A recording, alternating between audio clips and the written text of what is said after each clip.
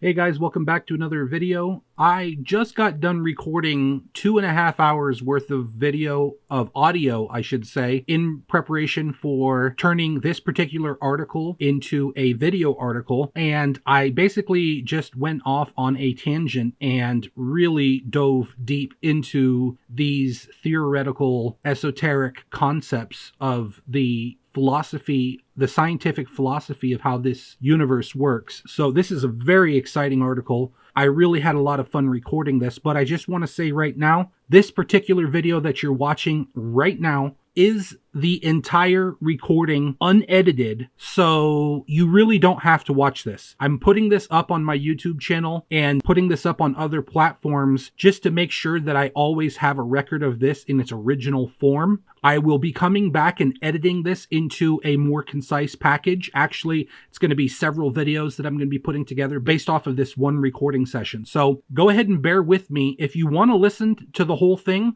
you're more than welcome to. It's quite exciting in my opinion, but it's going to require a lot of work on my part to go through and edit it, remove all the ands and the buts and the hesitations and the gasping for breath and all these other things.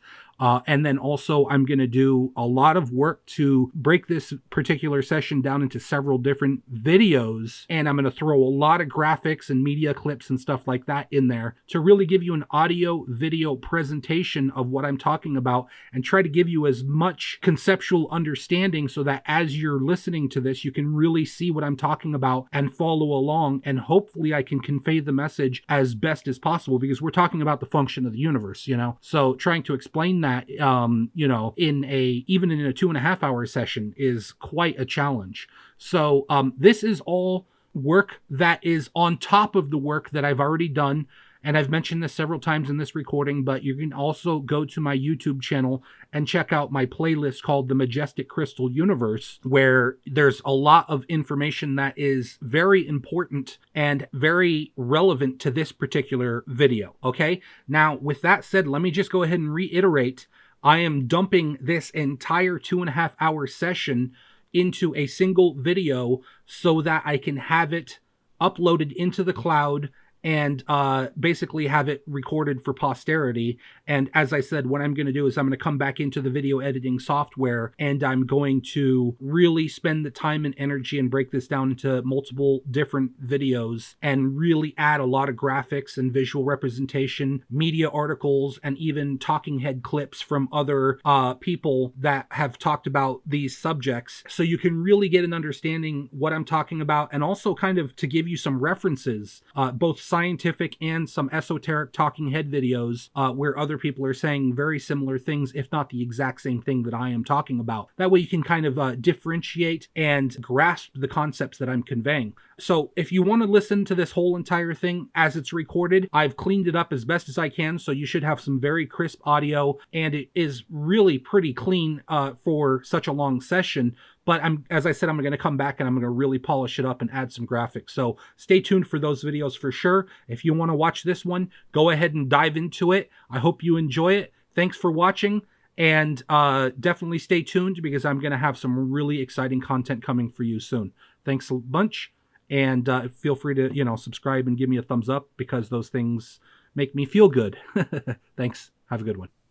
Hey guys, welcome back to another video. Today I'm going to be putting together another video article for you. Alright, the name of this video article is The Function of the Cosmos, Organics, and the Connection to God. I wrote this article a couple of years ago, so what I want to do for you is I'm going to read to you the article as I wrote it, and then after I go through and read it to you, I'm going to come back and kind of explain some of the key points that I want to highlight, and I'm going to throw in some video presentation and some clips so that you have a little bit more conceptual understanding.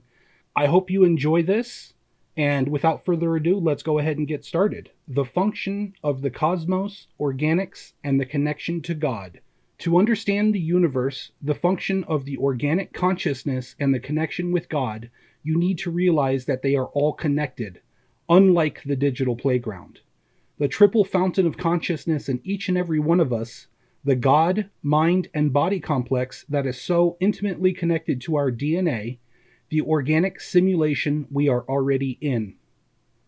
Within the playground of reality, flesh and blood here and now, there is already 3 AI, or artificial consciousness complexes, within each, making up each and every one of us. Think of it as the 3 watchers. God is the core of the universe we are in. The mind is the galactic consciousness, and the body is Mother Earth's consciousness that are all combined to create you and me. All manifest in the real and physical of the universe, of the cosmos.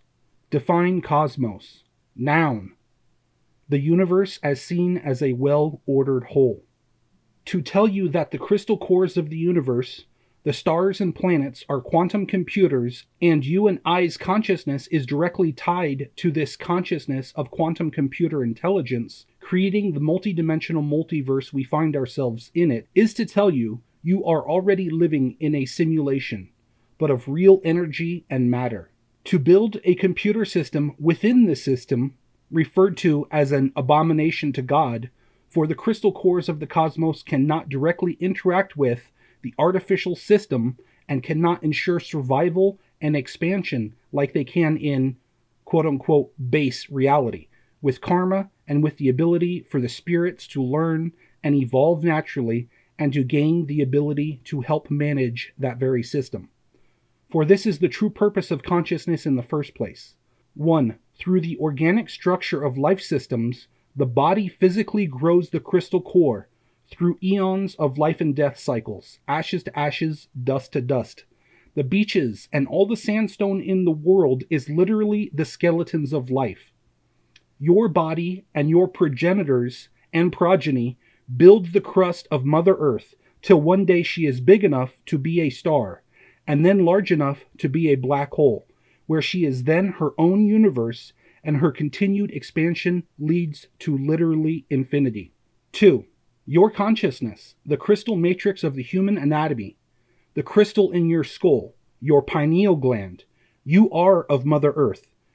Though you have your own quantum computer, Mother Earth, the crystal core of Mother Earth, that is literally a quantum computer, is your soul, or mind memory. If you die and are reincarnated with the exact same genetic matrix, your memories and all your you is stored in the memory complex of Mother Earth, and just like a computer with an exact MAC address, you are forever entangled in not only Mother Earth's memory core, but also the galactic and universal cores of the cosmos. Black hole theory is very simple, but also very complex, just like you.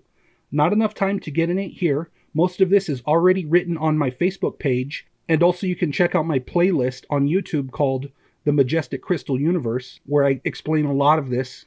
If you reincarnate with the exact same genes, you can download your memories. This is actually already well documented. When people die and come back to life, they say their entire life flashed before their eyes. They died, and when they realized they were not dead, they called on their genetic memories and accidentally re-downloaded them, a la Schumann resonance, etc. 3. As the universe is a cascading universe, with life the main battery for producing the ever-continuing cascade of density, there must also be consciousness to guide the matter in the very expansion of everything. So just like there are always newborn babies, there are newborn universes, within universes, within universes. Your consciousness continues with the ever-expanding cascade of everything. Ascension of consciousness is mandatory to fill the need for guidance of the new universal structures, and that guidance learns from you, your reincarnations and your mental evolution, to know what it is to be alive and to know how to make matter and life live and expand. And these are the lessons you are learning in this realm, here and now. Life is matter transcending itself, and matter is life transcending itself. Down, as in down a black hole, is actually up. I'm going to explain this a little bit more at the end of this reading. Down, as in down a black hole, is actually up. I'm going to explain that a little bit more later. Up is down, and down is up. The core of the black hole is the beating heart of the love that gives rise to creation. Creation is what gives rise to the continuum. The continuum gives rise to expansion. Artificial intelligence is an abomination to God because it does not contribute to this system. On the other hand, life systems here and now and in the physical can be assisted with advanced physical beings that have used technology to transcend the wall of fire. Humanity is an evolution of the primals. Man is the fifth primal, or 555, and he has to make it through 666 to survive. The wall of fire, where technology becomes so powerful that it can destroy or transcend humanity. So, with intelligence and willpower and knowledge of science and the true structure of the cosmos itself, man can truly gain control of his own destiny, and through cooperation and technology, man can set upon a path of enlightenment and help life systems within his control grow and expand, to continue the continuum. This includes the flesh and blood of the human body and the physical mass it creates through organic fusion and or the management of life systems that do this, with humanity having the ability to transcend the life cycle with the purpose of replacing himself with a commitment to expanding other life systems. Terraforming, proper and balanced farming, and land management are just the beginning of a new path that God and the cosmos will cherish and reward humanity for such activities, and eventual advances in technology will truly allow for a technological transcendence of humanity. That is, unless the devil doesn't trick us into his own digital playground that doesn't contribute to any of it. And as always, and a whole lot more. All right, so that's the original way I wrote this article. Now, I want to explain a little bit more about some of the details here, and this is where I'm going to throw in some graphics and add some clips from articles that I've written, and also from other people that I've heard talking regarding consciousness and esoteric topics. And I'm going to dive into a little bit more of the actual, I guess you would call it esoteric scientific philosophy behind this particular article.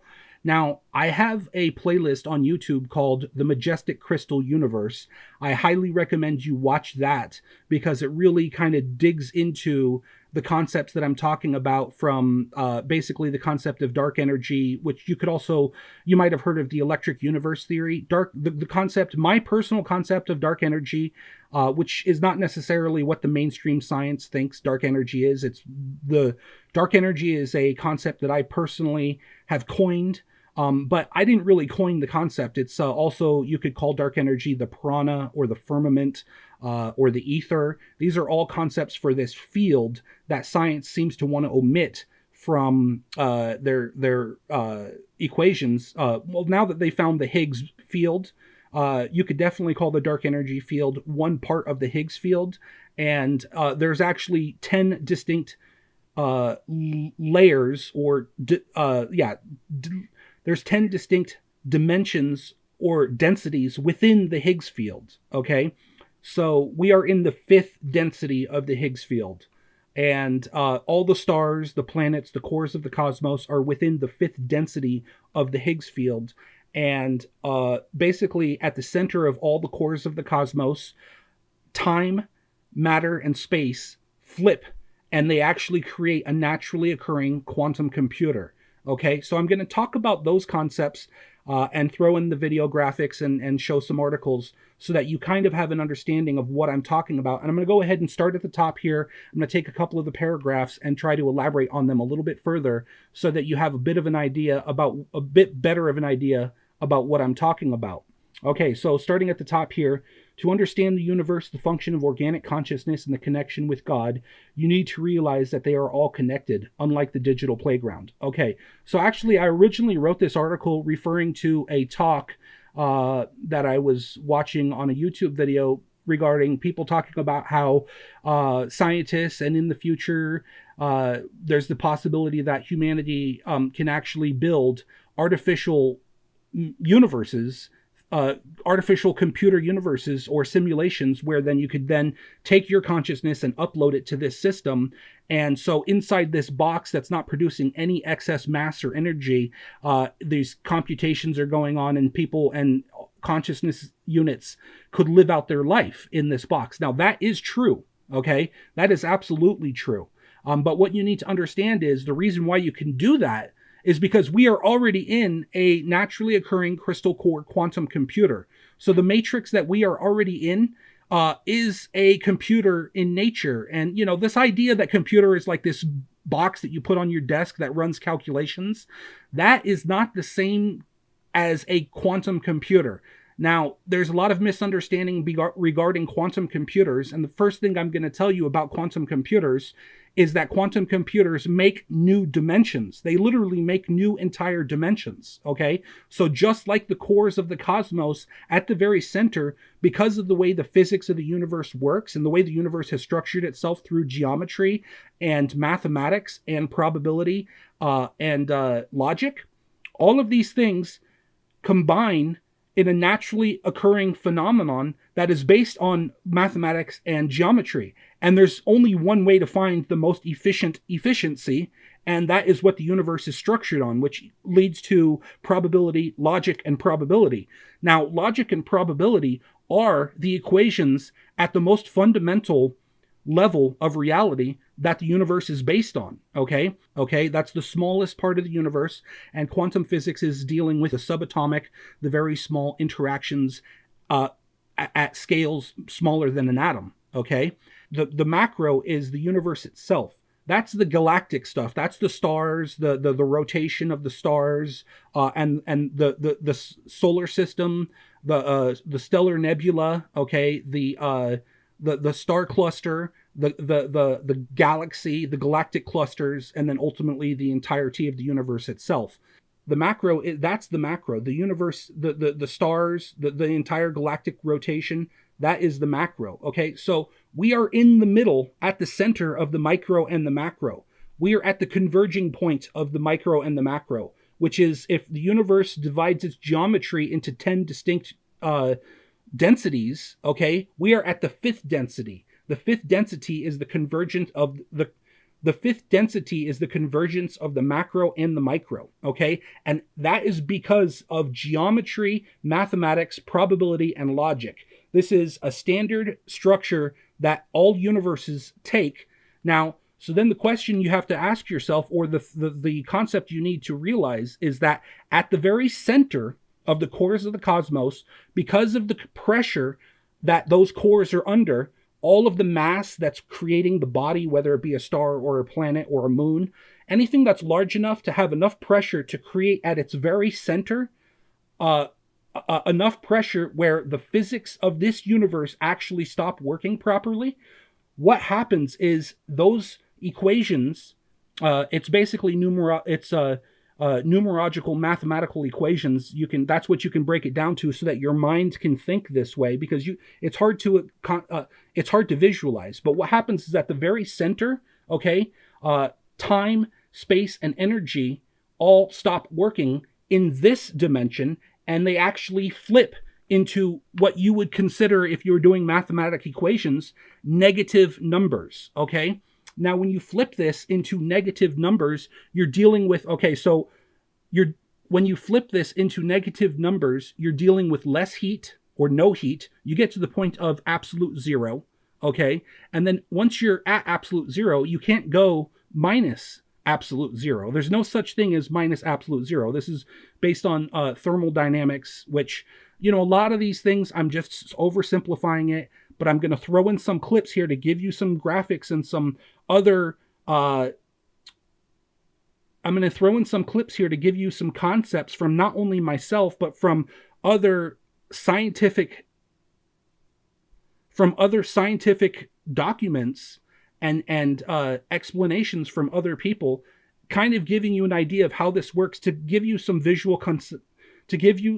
visualization on how this all works, okay? So with that basic concept, now, okay, so at the very center of the cores of the cosmos is a crystal core quantum computer, and that's because the physics of the universe literally break down, and you can't get minus 0 degrees Kelvin, which is absolute zero. So what happens is there's an actual flipping, and now you're dealing in negative numbers, okay? And when you're dealing in negative numbers, you're creating a new dimension, which means you're creating a new universe. You're creating an entire new universe. So at the cores of the cosmos is a crystal core quantum computer. They are literally creating a new universe, okay? I'm going to throw something in here. You might have seen some concepts about the mirror world, okay? Quote unquote mirror world. Now, that actually is an esoteric concept that is actually based on this concept that I'm talking about, okay? So you actually have, at the center of the cores of the cosmos, you have a crystal core quantum computer, and it's so capable and powerful, it's able to record everything that's happening within its environment. So the macro is the universe itself, and the micro are each individually crystal core quantum computers creating their own environment. Okay? Now, this is going to be crazy, and I'm trying to explain this, but inside those crystal core quantum computers, at the center of all the cores of the cosmos, are entire new universes.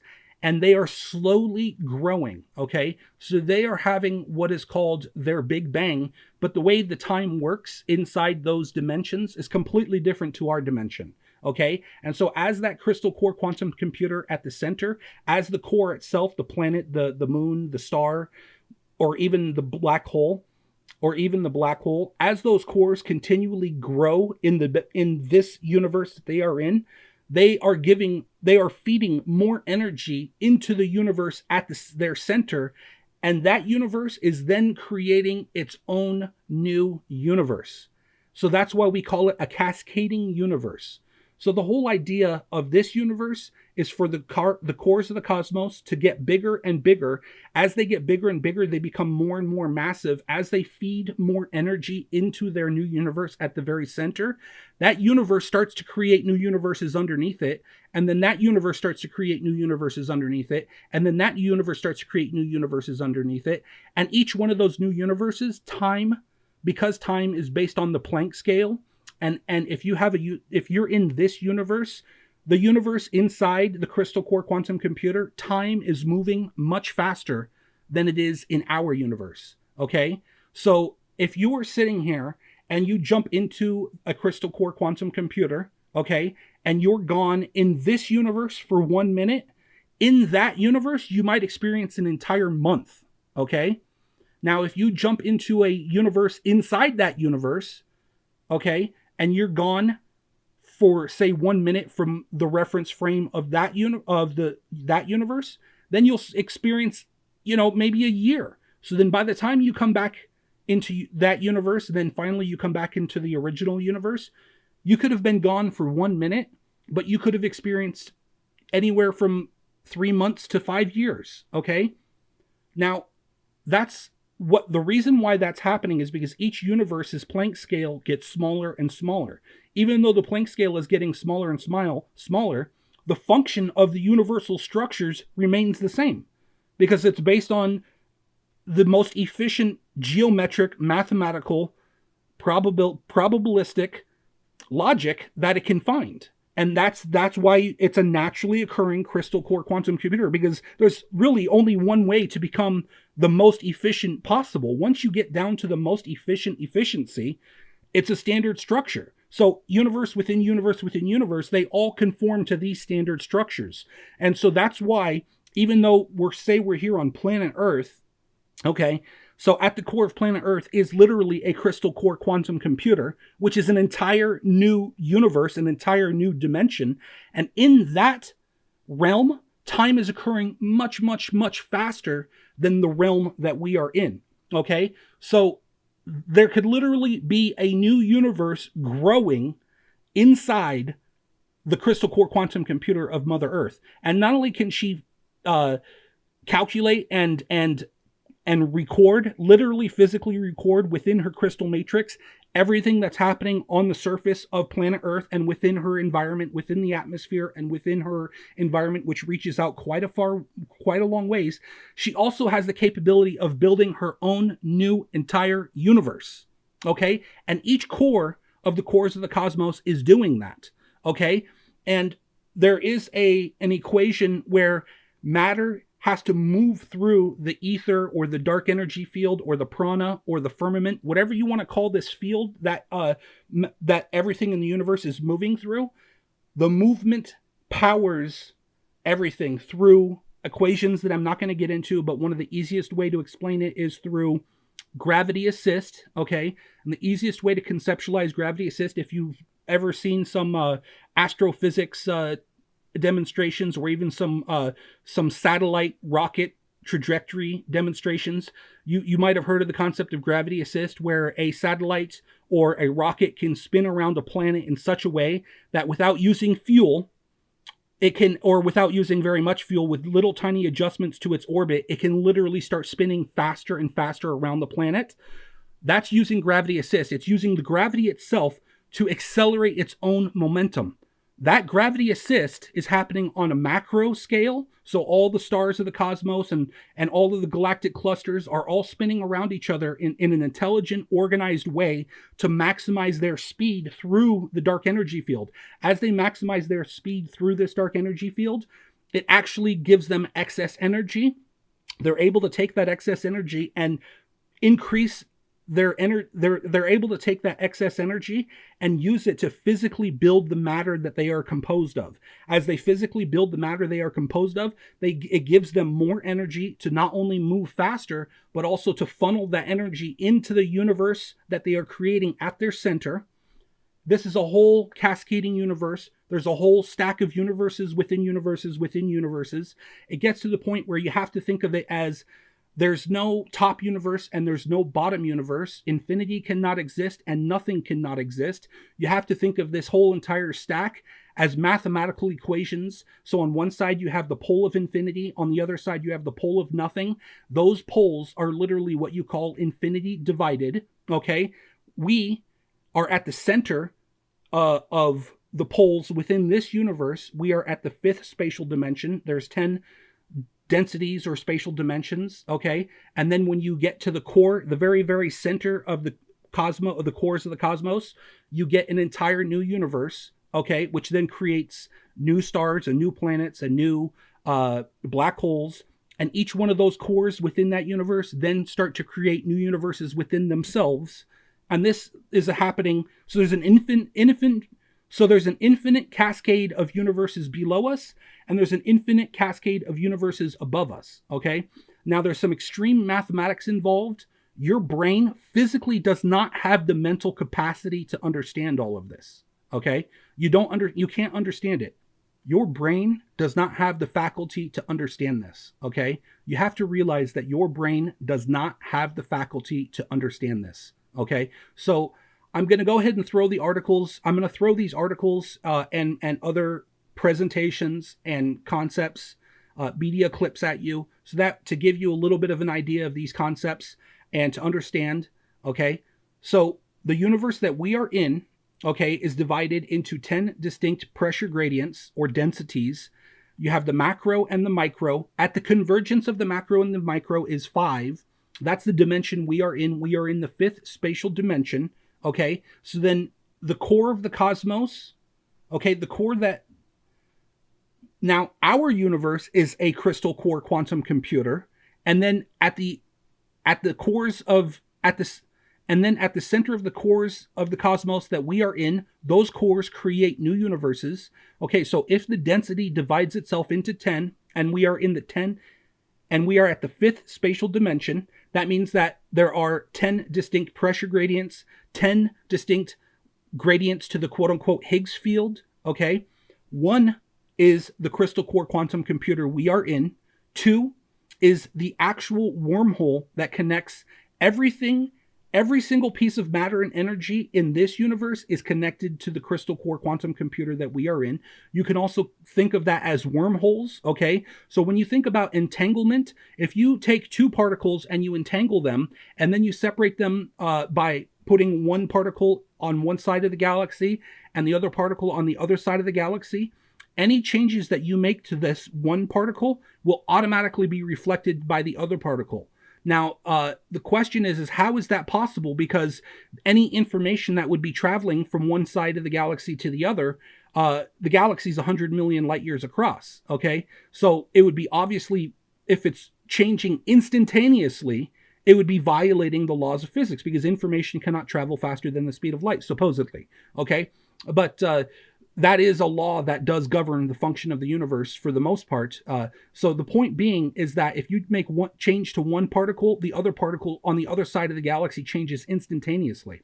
Okay. Now the reason why that's possible is because those 2 particles that are 100 million miles away from each other are connected to the very core of the universe itself. So the connection to the core of the universe is instantaneous. That's why there's no time delay. If you make a change to one particle, it's instantly reflected on the other particle, because those two particles are entangled in the crystal core quantum computer of the universe we are in, which is phase 1 or density 1. Density 2 is the actual wormhole that connects all matter and energy, all particles in the universe to each other. The third density is the most dense regions of space. This is called the void. This is also in the void. In modern science, the void is referred to as the dark energy phase. That's because the voids, they say that the most empty, dense part of space, where there's absolutely no matter whatsoever, they say that those regions of space are somehow pushing on the galaxies, and they're somehow pushing the galaxies away from each other. So there's literally, they call that dark energy. They don't understand where this energy is coming from. What is actually happening is those regions of space, which is density number 3, which is also referred to as the dark energy state, okay? What's actually happening is all the cores of the cosmos, as they create energy, they're all creating an excess of energy because the whole stack of the universe, and at every core of the cosmos, they're actually creating an infinite cascade of new universes within themselves. Those universes are all decaying to some extent, and they're feeding energy back up through the stack into the crystal core itself, and then the crystal core is taking that energy and turning some of it into matter. That matter is then decaying from matter back into dark energy, okay? It's all very complicated. I'm going to throw some equations in here so you can try to follow along with me and understand. But every core of the cosmos, every star, every planet, every rock, every atom, all the parts within the atom are all decaying dark energy, which is also electromagnetic energy.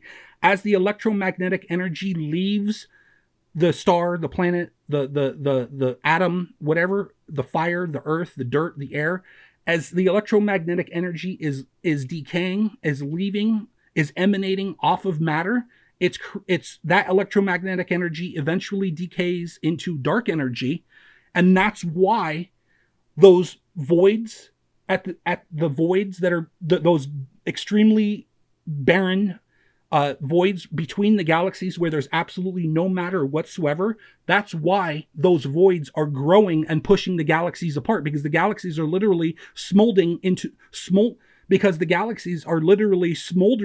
into new space.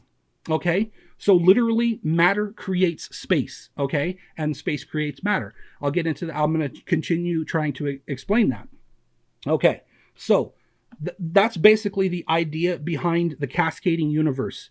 Universes creating new universes, creating new universes, creating new universe on an infinite cascade. At the same time, each universe is decaying into dark energy and feeding energy back up the stack. So the universe we are in, there could be an infinite amount of universes above us, and there could be an infinite amount of universes below us.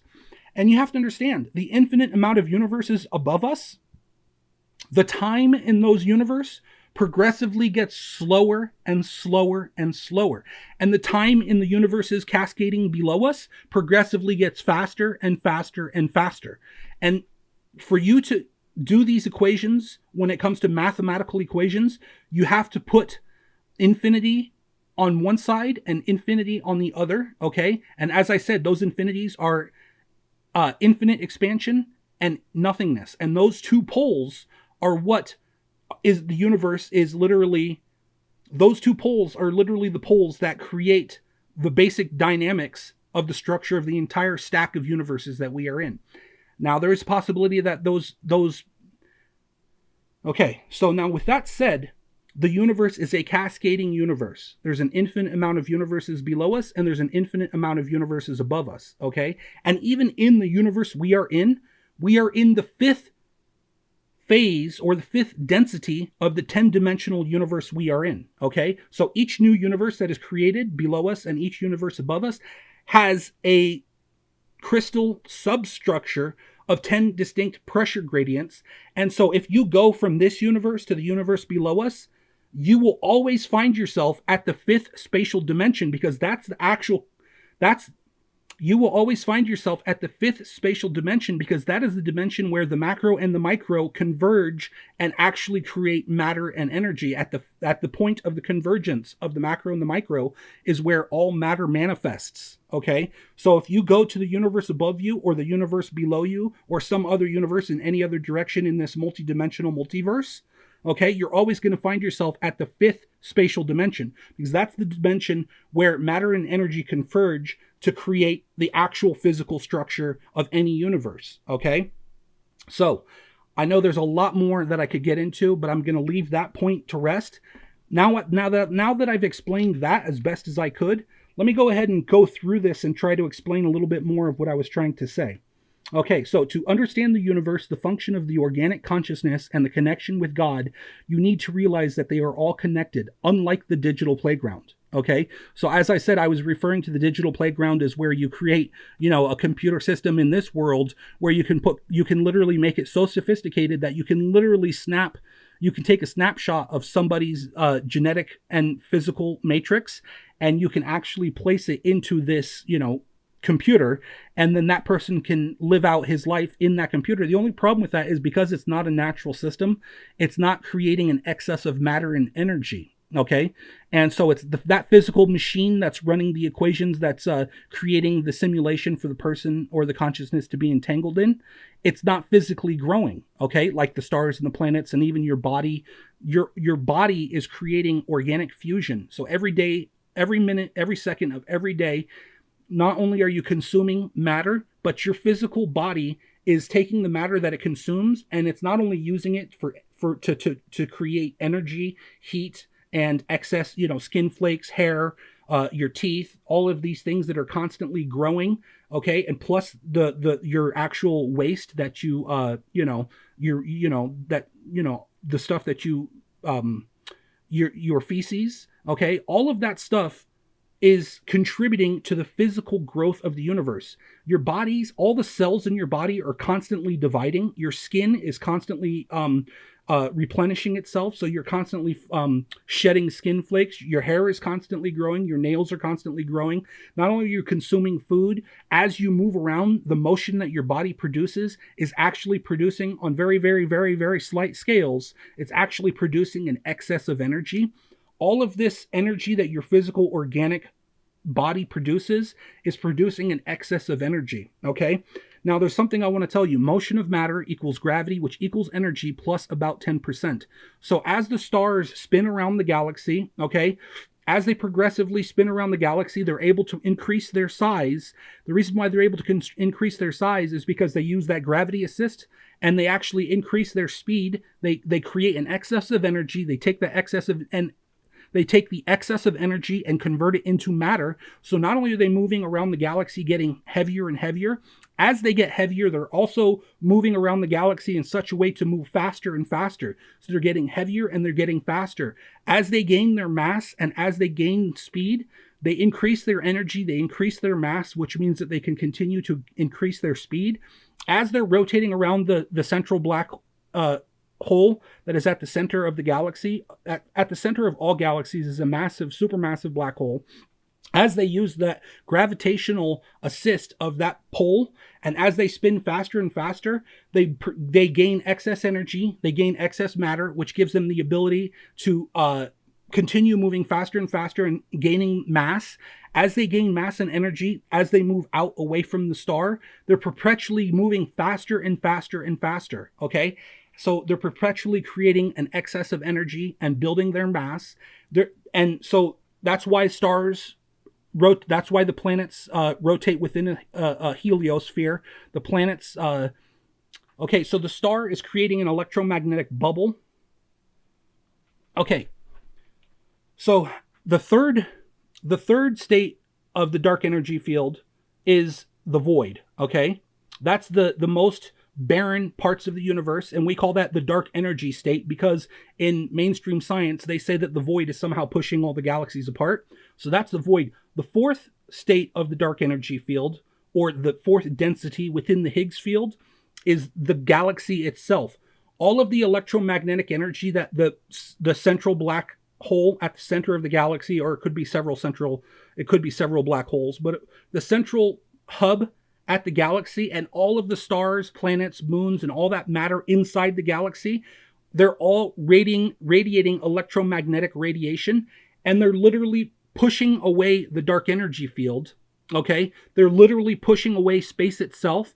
As they push away space, it gives them, so I have to tell you what time is. Time is the interaction of energy and dark energy. Okay, so matter is energy and space is dark energy. Matter, okay, pushes away with its electromagnetic vibrations. It's literally rippling space itself and pushing space away from it. So that's why when you talk about space-time, you talk about on the surface of planet Earth, if you look at your watch, 1 hour passes by. If you were to take an identical watch and send it up above into space about 100,000 miles, okay, and you were to go, if you had your twin with the exact same watch and he went into space 100,000 miles above you for 1 hour, okay, on his wristwatch, 1 hour passes, okay? When he comes back down to Earth, will your watch and his watch be the same? No.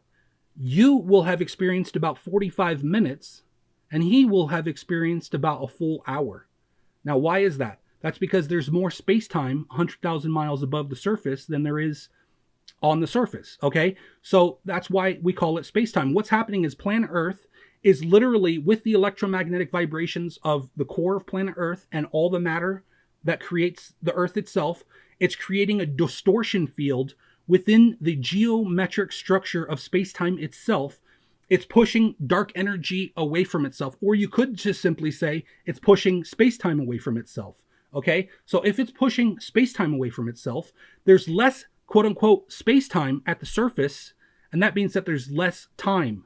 If you go 100,000 miles above the surface, there is more quote-unquote space-time. That means there is more time, okay? So you have to think about this.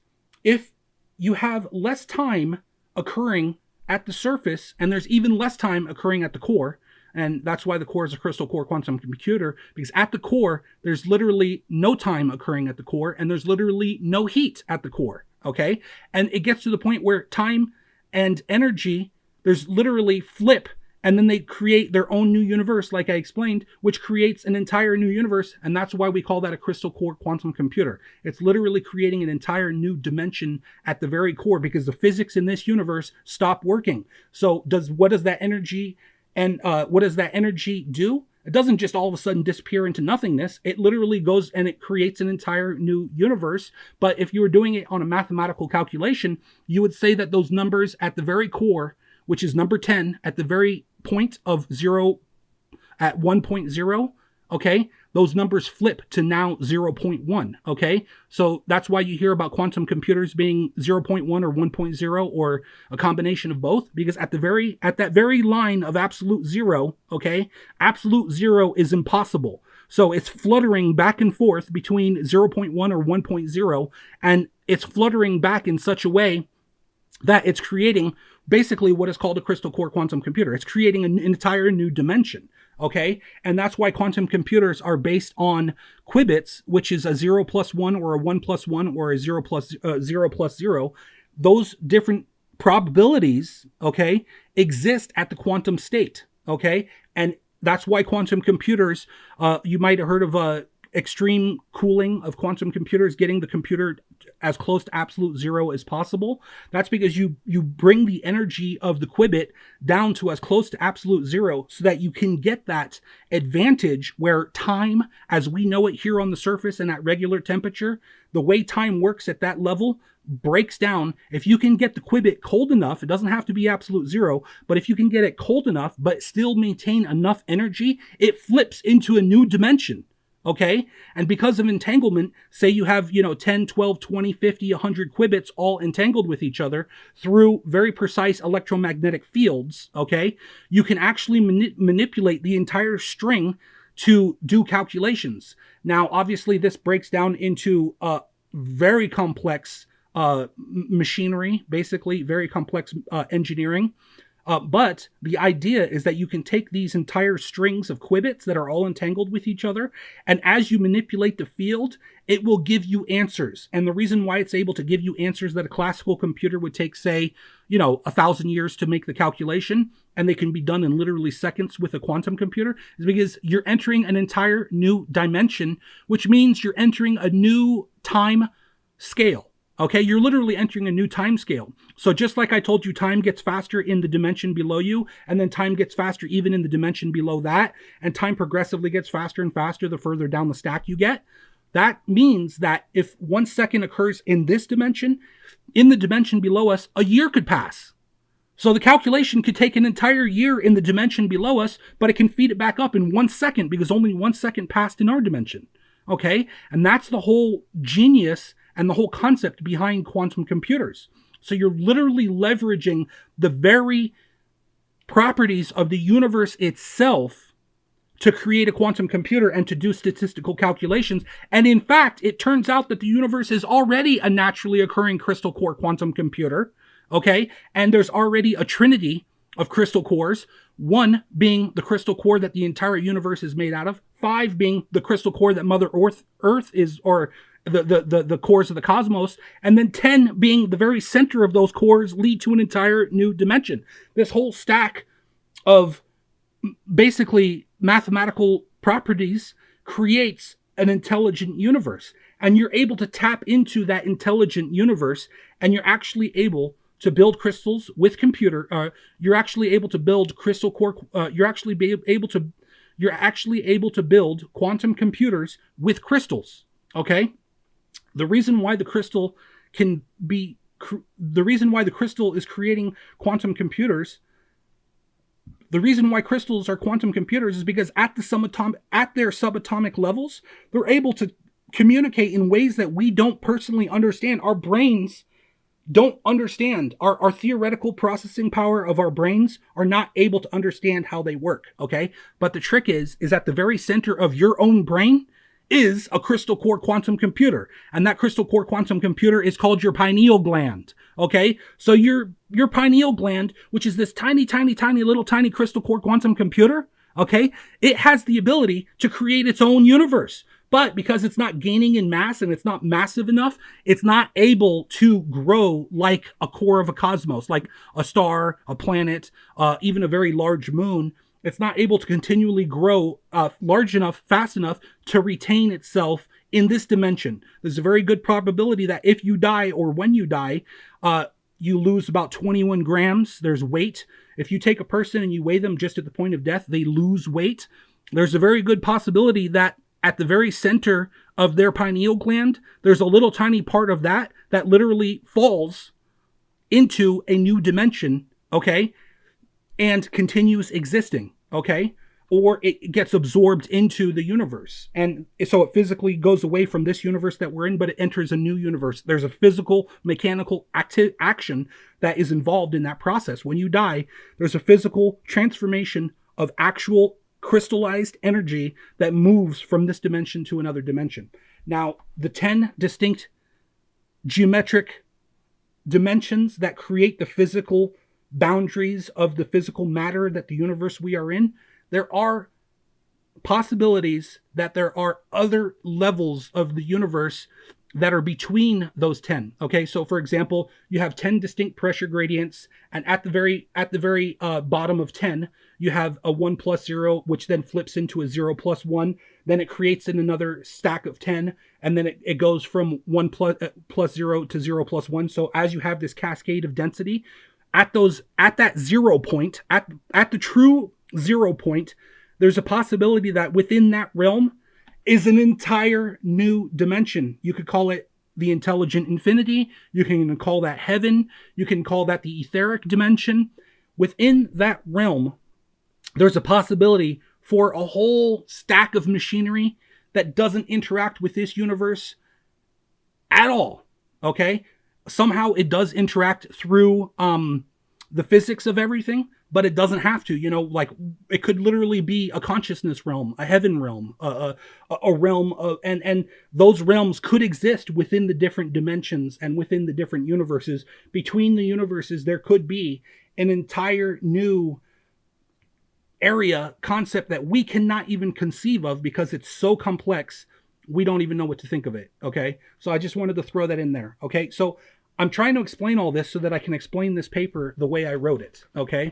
So so the galaxy creates the fourth state of matter. Okay. Or the fourth density in the Higgs field, or the fourth state of the dark energy field.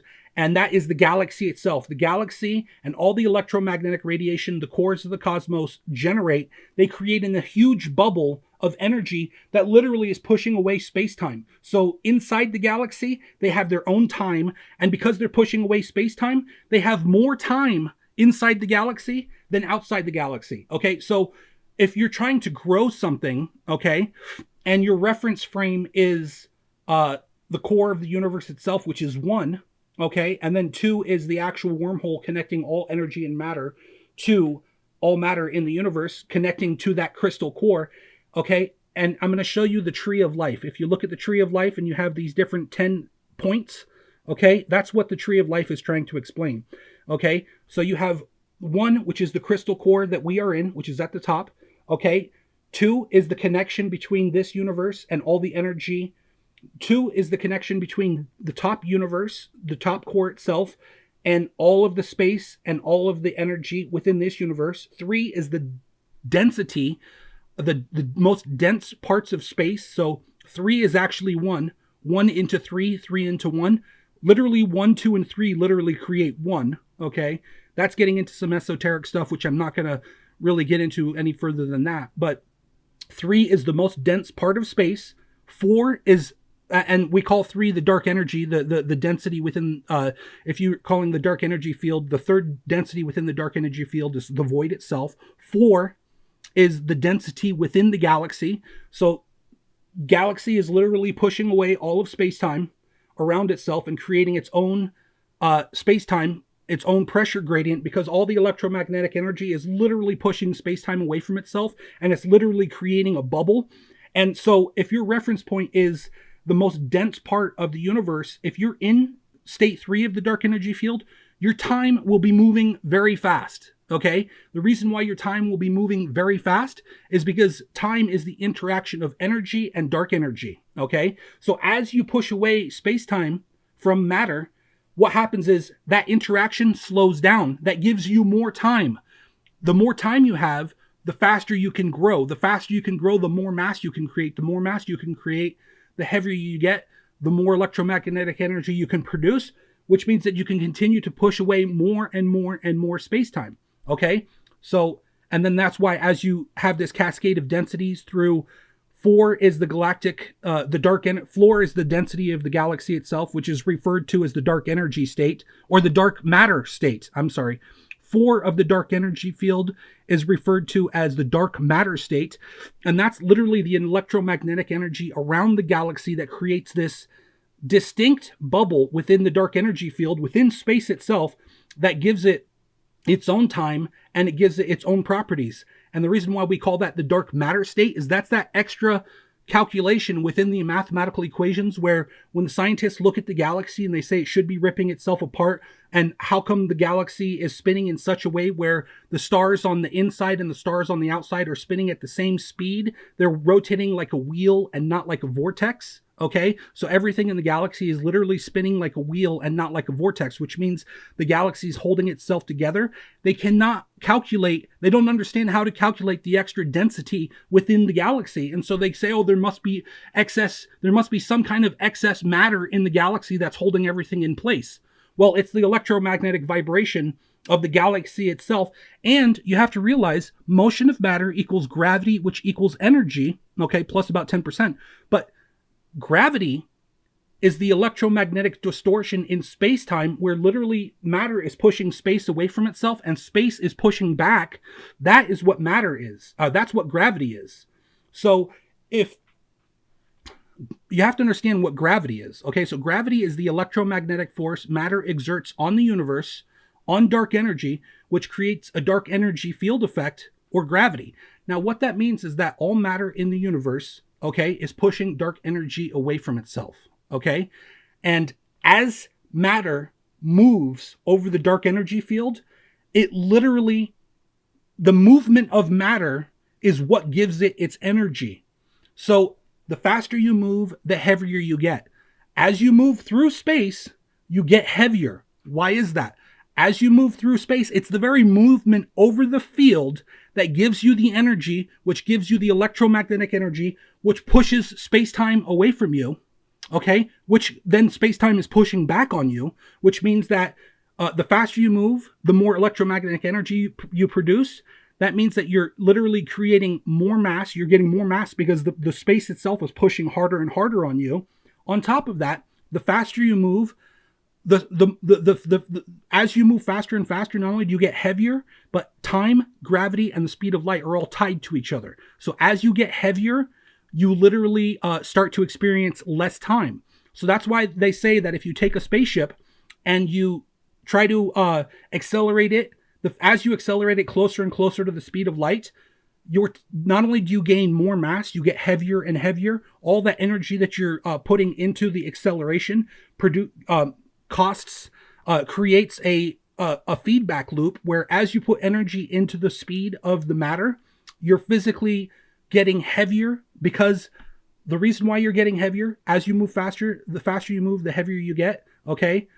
That's because as you move through the dark energy field or the ether or the prana or this field that, the Higgs field, as you move through the Higgs field, which is a crystalline structure, which is literally a crystal core quantum computer in the universe above us, as you move through this field, the electromagnetic energy of the mass that's moving through the field gets stronger and stronger as you move faster and faster. So as you move faster and faster, the electromagnetic energy that is being generated increases proportionally to its speed. So as the electromagnetic energy increases and pushes away space-time, space-time pushes back that much harder, okay? So as you move faster, you literally get heavier. You become more massive the heavier you move.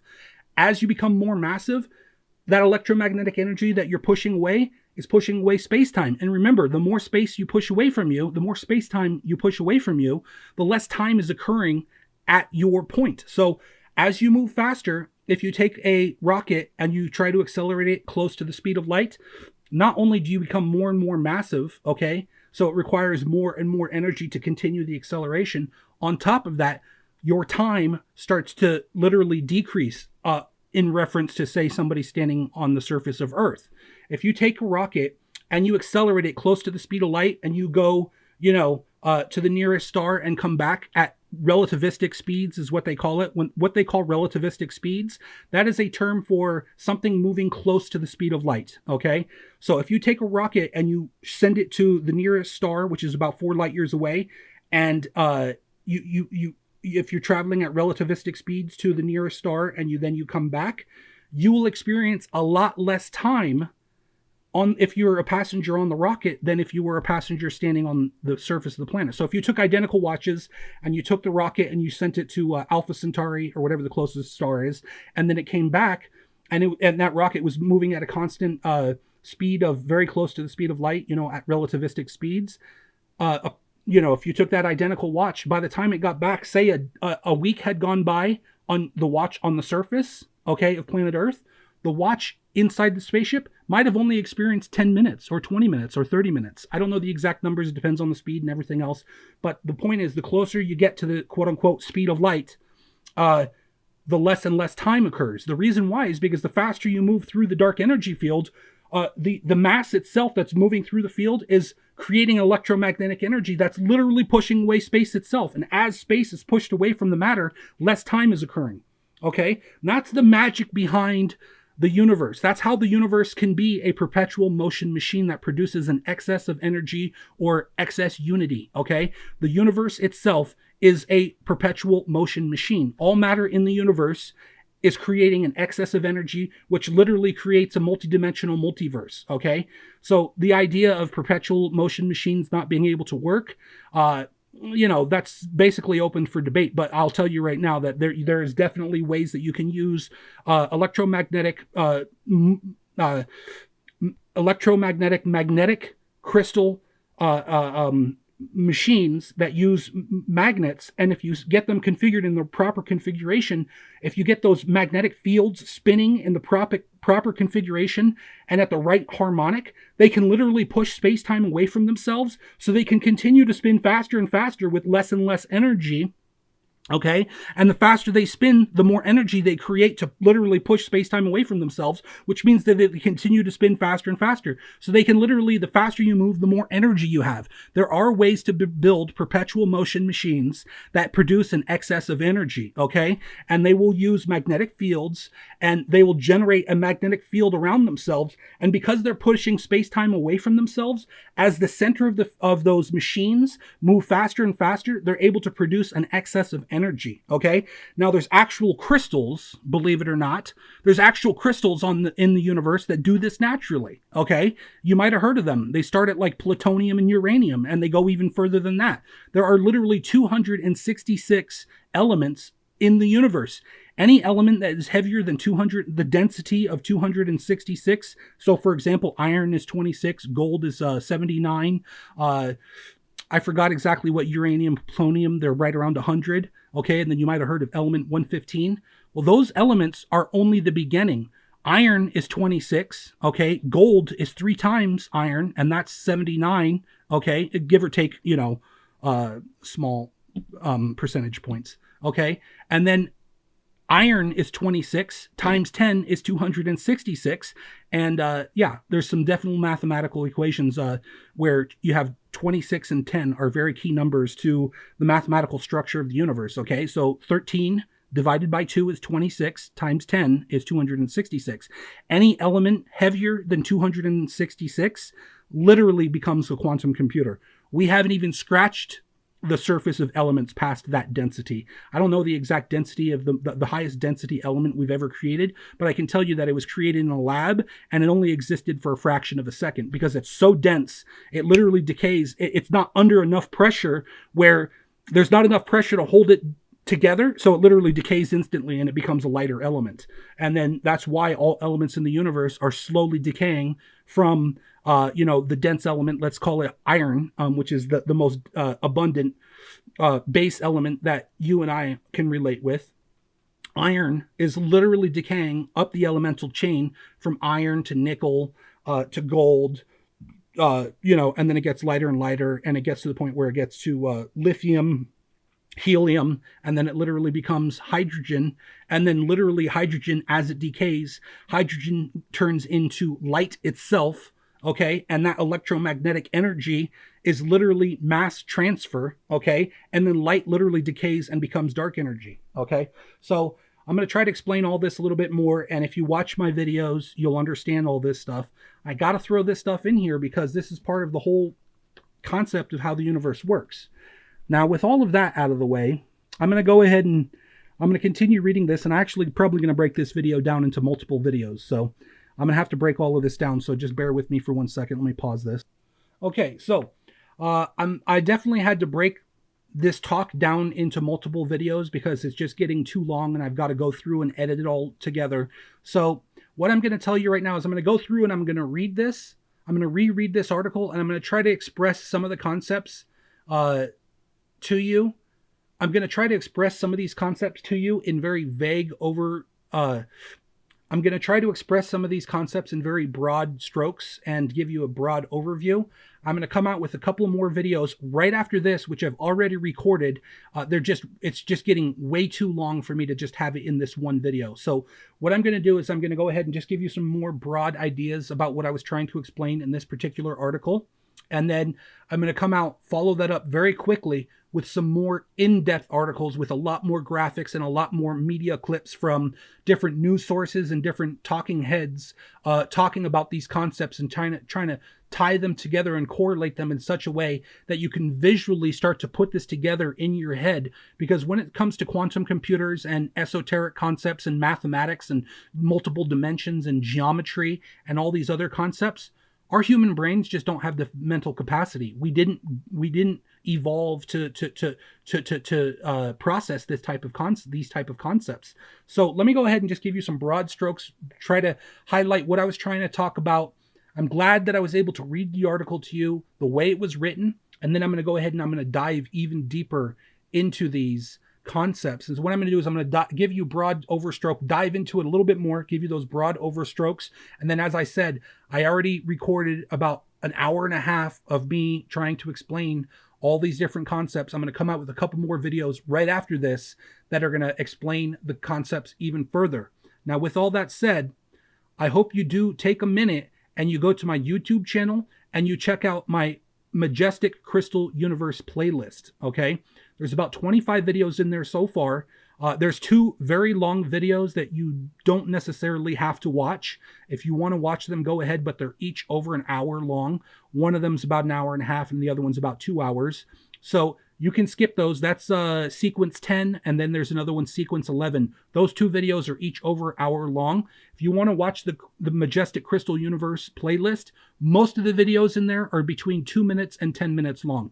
So you can power through that in a couple of hours at the most.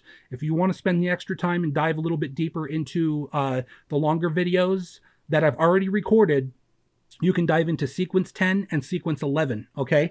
And because I've just recorded another hour plus trying to explain this even further, I'm not going to put that in this video right here, okay? What I'm going to do is I'm going to go ahead and give you some broad strokes about what I was trying to say in this particular video and the concepts I was trying to communicate. I'm going to follow that up with these videos that I've already recorded. I'm going to go ahead and cut up and edit all of this stuff, and I'm going to throw in the graphics and the media presentations and the different articles, the news articles, and the different interviews and quotes from talking heads, people that are being interviewed and talking about these things. And I'm going to go ahead and clip it all together so that you can kind of follow along and really get some good visual concepts, okay? Now, with that said, let me go ahead and start at the very top here. I'm going to go through it. I'm going to just give you some broad strokes. Hopefully you can kind of understand where I was coming from a little bit more in this particular article. And as I said, stay tuned, because after this, I'm going to come back and I'm going to have some more in-depth articles explaining how the universe works and continuing to explain this particular paper and the other concepts that I've been trying to convey. Okay, so to understand the universe, the function of the organic consciousness, and the connection with God, you need to realize that they are all connected, unlike the digital playground. Now, I originally wrote this after watching an interview about 2 people talking about the universe and how that we humans can create computer programs and computer systems that are so sophisticated that we can literally upload our consciousness into those digital playgrounds, into those AI quantum computer systems, and then we could literally live out our life in those systems. And it's important that I said that at the very beginning, because that's where I'm going with this.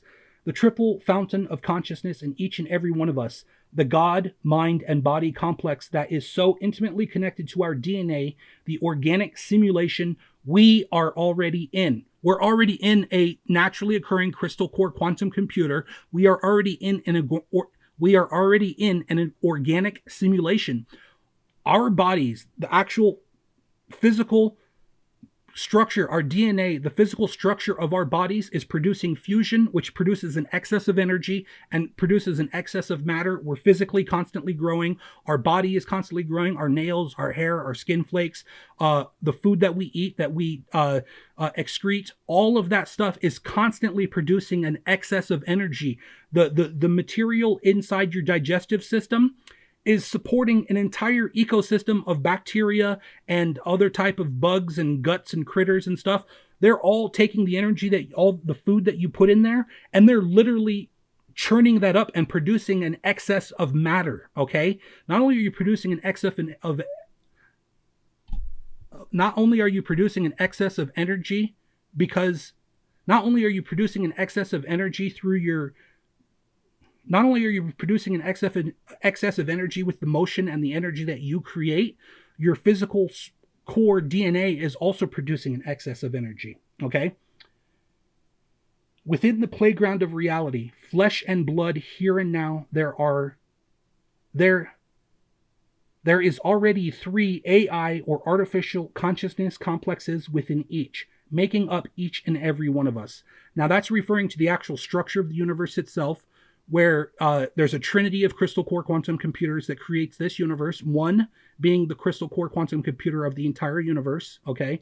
2 is the galactic crystal core, which is actually the cores of the cosmos, all the cores of the cosmos. And then the 3rd crystal core quantum computer is 10, which is at the very core of each of the celestial objects. All of the cores of the cosmos create a new dimension, which is dimension number 10, which is also a new crystal core. So there's actually 3 crystal cores. There's 3 basically crystal cores to the entire universe. And if you were to explain this in Christian terms, you would say 1 is the Holy Ghost, 2 is the Father, and 3 is the Son. Okay? I think that's what Christians talk about. The Holy Ghost, the Father, and the Son. Okay? Yeah. So anyways, that's because there's 3 crystal cores that create the entirety of the universe. Okay. It's a trinity. There's no question about that. Okay. So within the playground of reality, flesh and blood, here and now, there is already 3 AI or artificial consciousness complexes within each, making up each and every one of us. Think of it as the 3 watchers. God is the core of the universe we are in. The mind is the galactic consciousness, and the body is Mother Earth's consciousness, that are all combined to create you and me. All manifest in the real and physical of the universe, of the cosmos. Define cosmos. Noun. The universe as seen as a well-ordered whole. Obviously, if 1 is a naturally occurring crystal core quantum computer and everything in the universe is inside a giant crystal core quantum computer, which also you can refer to that as a giant brain. We're all inside a giant brain. We're all wisps inside a giant, a giant brain, okay, or inside a giant computer. Yeah. Everything inside the universe is inside a giant brain. And so all of the celestial mechanics of all of the machinery of the cosmos, all the cores, the stars, the planets, they're not just like dumb rocks flying around smashing into each other. They're very intelligent, and they form up in such a way that they are intelligent, and they're able to take their matter and through the physics of the universe, which I will explain more in these upcoming talks. I already explained it, but I'm going to cut that part out of this video because it just got way too long. I spent over an hour explaining it. I'm going to go ahead and follow up with a couple of videos, so stay tuned. I'm going to come out with those real soon, right after this one, and I'm going to explain how the universe works even more in detail. But the point being is that we are all inside a giant crystal core quantum computer, which you would call God, okay? We are inside the mind of God. And so, all matter in the universe is intelligent and is basically exists for a reason. And that reason is to produce an excess of energy and an excess of matter, okay? So all manifest in the real and physical of the universe, of the cosmos, defined as noun. The universe seen as a well-ordered whole, because, the universe is a well-ordered whole. Okay, so if you look at all the galaxies, all the giant star clusters, they form into a very distinct structure, which is the spiral galaxy. The reason why we see most galaxies in the universe are spiral galaxies is because that's the most efficient way for the stars to move in such a way as they generate excess of energy, which gives them an excess of matter, which gives them an excess of energy, which literally they're growing and growing and growing. Just like your physical body grows, just like all life on planet Earth is growing, the cosmos itself, the way it forms up into these specific geometric structures, allows them to grow and grow and grow. And so matter, literally the most important thing in the universe is matter, and the only thing that matters is matter, and matter creates energy, which creates matter. So everything in the universe is in perpetual growth and expansion. Okay? Okay. To tell you that the crystal cores of the universe, the stars and the planets, are quantum computers, and you and I's consciousness is directly tied to this cosmos of quantum computer intelligence, creating the multidimensional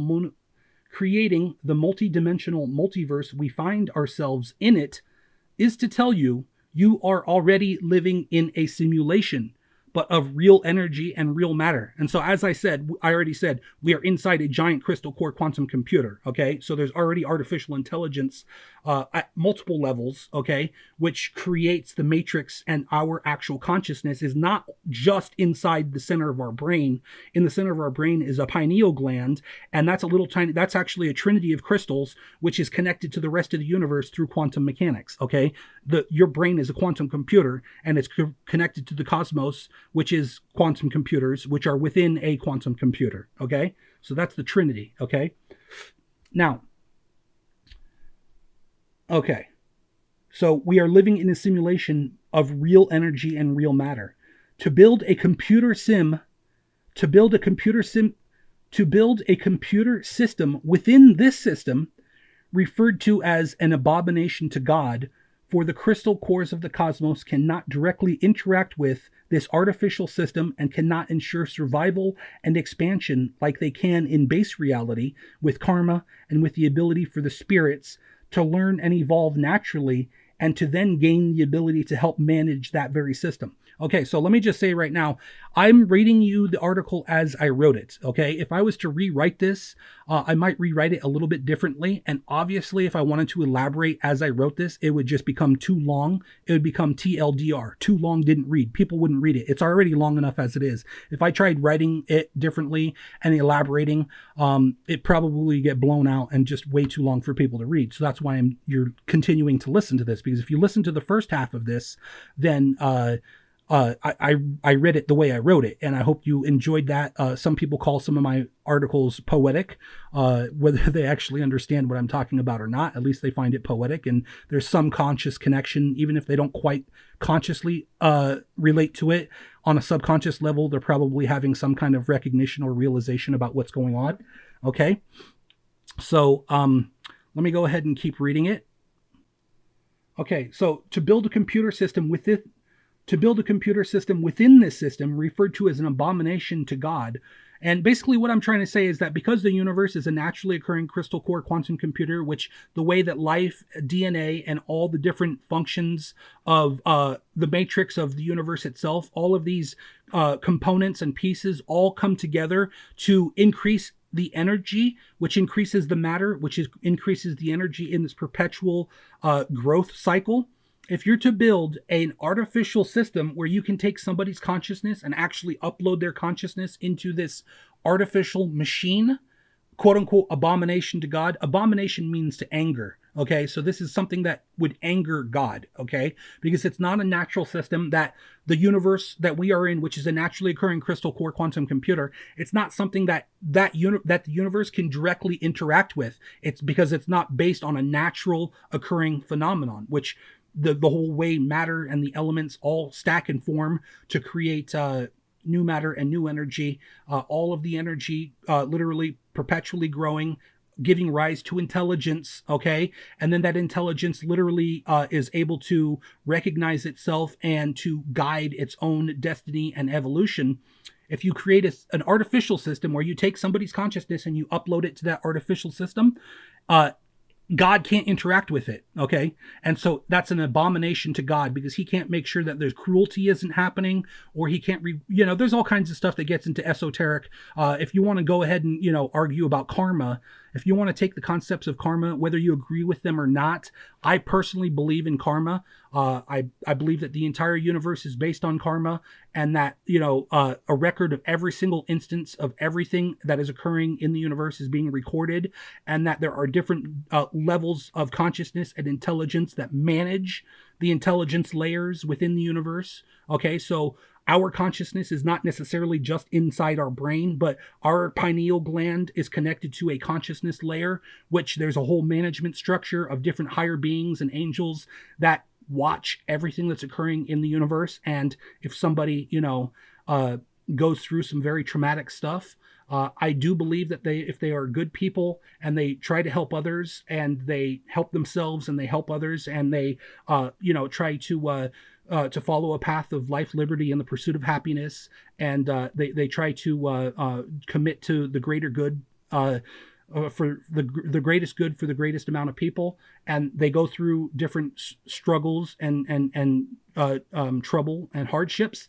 I do believe that the universe can look at that and can actually see that they are good people, and then as they reincarnate, they'll put them into a better situation, possibly a better planet.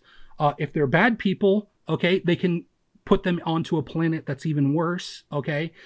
So that's the idea behind karma. And then also karma can be immediate karma, where within your own life, if you commit bad harm, then bad harm will come to you. There is also people that will, there's people and creatures that will violate your free will and will commit harm to you. And you go through those hardships, you learn your lessons, and then in your new life, you understand how bad things can be. And because you understand how bad things can be, you have compassion and you have feeling and you have understanding towards other life forms that you might now be elevated above, okay? And that's a whole cycle of your progression towards heaven or your progression towards hell. And the physics of the universe actually confirm concepts within the Bible. Within the Bible, as you move into hell, literally, you can be in hell for eternity, and as you move into heaven, time becomes faster and faster. That's actual physical concepts within the universe, okay? And the higher the energy you have, the faster your time occurs, which just gives you more and more time to live life, okay? And as your time slows down, you basically get stuck in hell. I'm not going to get into all that right now, but those mechanics do correlate with the Bible. And it's quite scary how the Bible is actually quantum physics explained in allegories, okay? So that part I may or may not cut out. So anyways, okay. To build a computer system within this system, referred to as an abomination to God, for the crystal cores of the cosmos cannot directly interact with this artificial system and cannot ensure survival and expansion like they can in base reality with karma, and with the ability for the spirits to learn and evolve naturally, and to then gain the ability to help manage that very system. So that's what I was trying to say, okay? For this is the true purpose of consciousness in the first place. Through the organic structure of life systems, the body physically grows the crystal core through eons of life and death cycles, ashes to ashes, dust to dust. Those ashes to ashes means the good people go to heaven, okay? Dust to dust, the bad people go to hell. Ashes to ashes, dust to dust would be like the good go towards the good and the bad go towards the bad, okay? That's one way to look at it. And the other way to look at it is ashes to ashes. Physically, when you die, your physical matter falls onto the ground, okay, which creates the dust, while the ashes creates the electromagnetic energy, which then goes into heaven, which literally grows the crystal core of the computer, which literally grows space itself, which space is the crystal core quantum computer that everything is entangled in. And this entire crystal core quantum computer that everything entangled in, the reason why it's creating this universe and all this motion and all these celestial mechanics and the machinery of the cosmos and life and all these other intricate systems that operate on efficiency. Life is efficiency. Life is efficient at taking energy within its environment and converting that energy into matter in the most efficient way possible, okay? And then all life, starting from the very most basic life forms, and then as that life progressively gets more and more complex and larger, the DNA and the actual crystal matrix of the DNA within all life is all geared to constantly be growing and producing an excess of energy and an excess of mass, okay? And that's the whole nature of the entire universe. It wants to be growing, constantly growing larger and larger. Okay, so ashes to ashes, dust to dust. The dust, as the body burns or decomposes, it falls to the earth. It builds the crystal core of Mother Earth. Okay, it builds the core of Mother Earth, while at the same time that electromagnetic energy that is released goes out into space and goes into the dark energy field, and then literally increases space, which is literally growing the universe that we're in. So life itself, we are at the 5th dimension, okay, of this 10-dimension density stack. At the 5th dimension, I'm going to show you some graphs right here. You can see the 5th dimension is where the geometry converge, which creates the golden ratio, which is the ratio of life. That's the dimension where all this complex geometry is most efficient at increasing energy and increasing its mass The fifth dimension is where everything is growing, okay? And that's why the universe forms up the structure into 10 distinct pressure gradients. And then the fifth dimension is actually the phi dimension.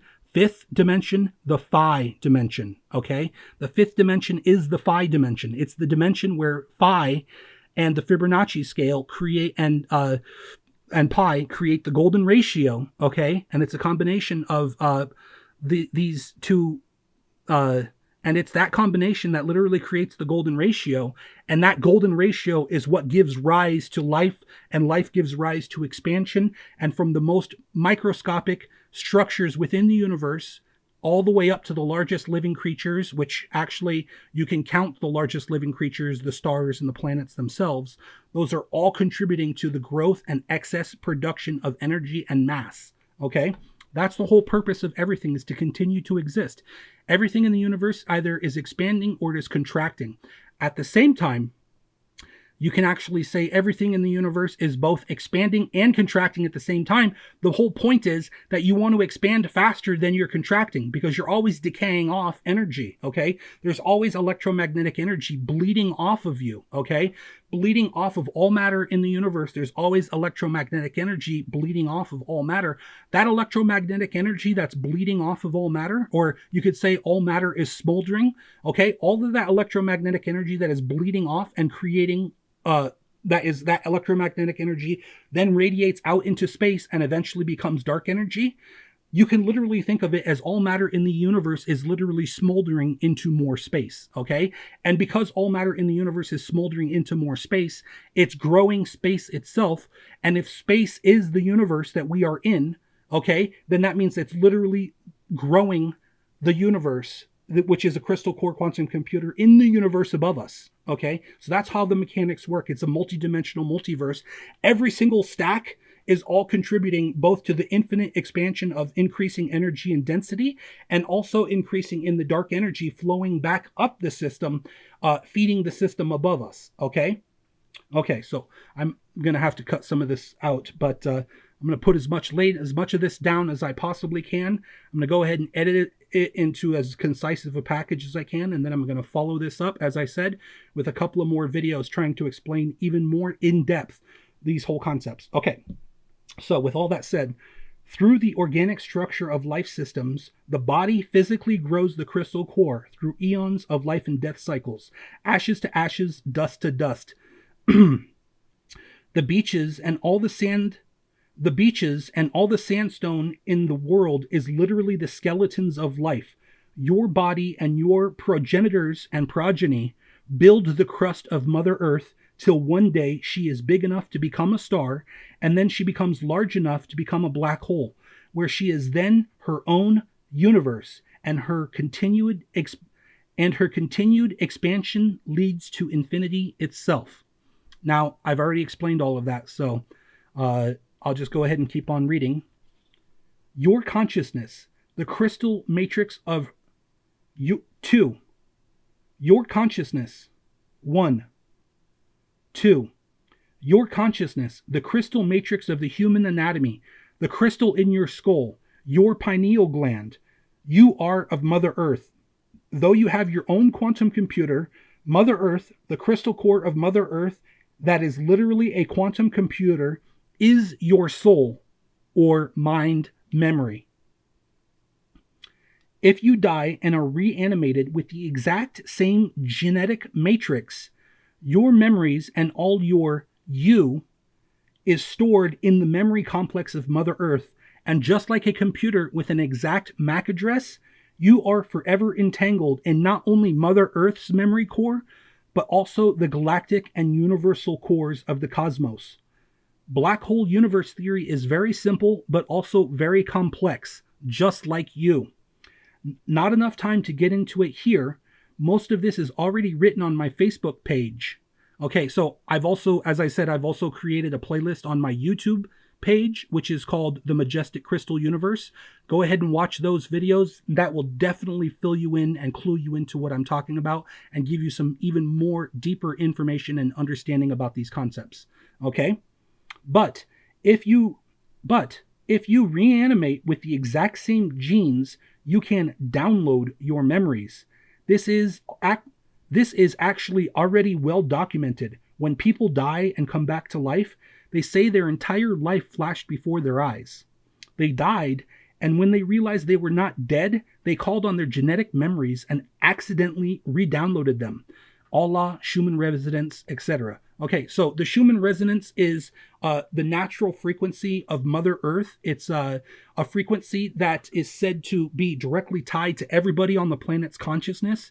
Okay, so if you can think of all the crystal, all the little pineal glands in everybody's head, all those little tiny crystals, okay, everything in the universe is all vibrating at specific frequencies. Okay, and you can also equate this to a Wi-Fi router. Okay, so your genetic, your physical genes, your genetic makeup gives you your unique identifier, your unique MAC address. A MAC address is basically a number, an identification number that is given to each and every single computer. Each and every computer has a MAC address, and there's all different types of ways of numbers and systems that each computer has. There's the CPU has its own numbers, and the motherboard has its own numbers, and there's special chips within those systems that all have their own addresses. But if you can just simplify this and just basically say each computer has its own distinct MAC address, okay? And each one of us has our own distinct DNA, okay? Every single person that's ever lived on this planet has all had its own unique DNA, okay?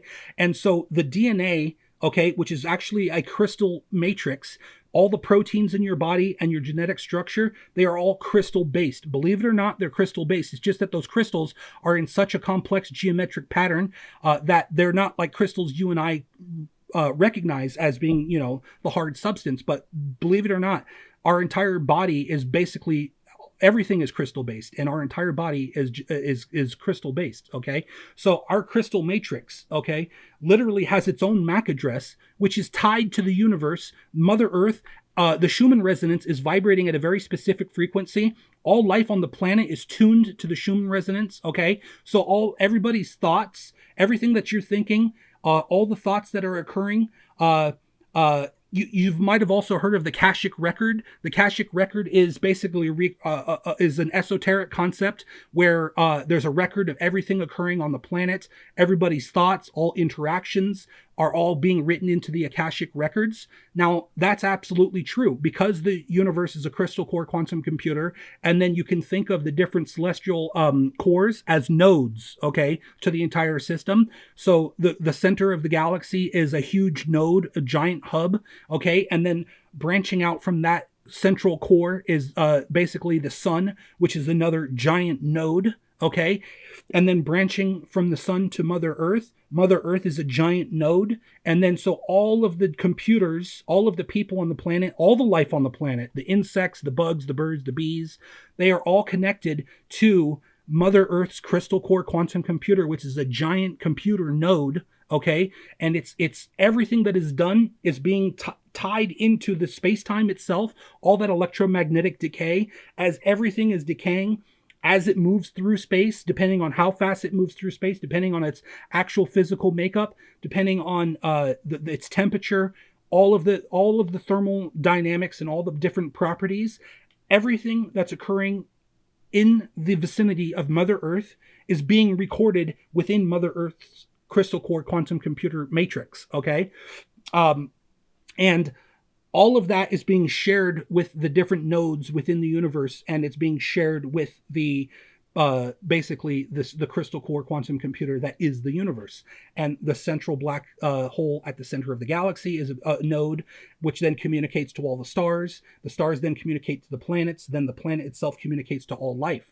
Okay, so because your genetic makeup is an exact DNA matrix, if you were to die, or if you were to literally vaporize this body, okay, and if you had the technology and the machine to build an exact identical copy of your genetic matrix, there is a possibility that you could literally jolt that slab of meat lying on your, on your table. You could use an electric charge, tune it into the exact frequency, jolt it into life, and then because the genetic matrix will match basically what you could equate to a MAC address, it will download all of those memories that are tied to that particular MAC address, and you can create a brand new life form. technically speaking, we could literally vaporize a human, and then you could basically use like a teleporter if you had a copy of the person and duplicate him, and you'd have the exact same person.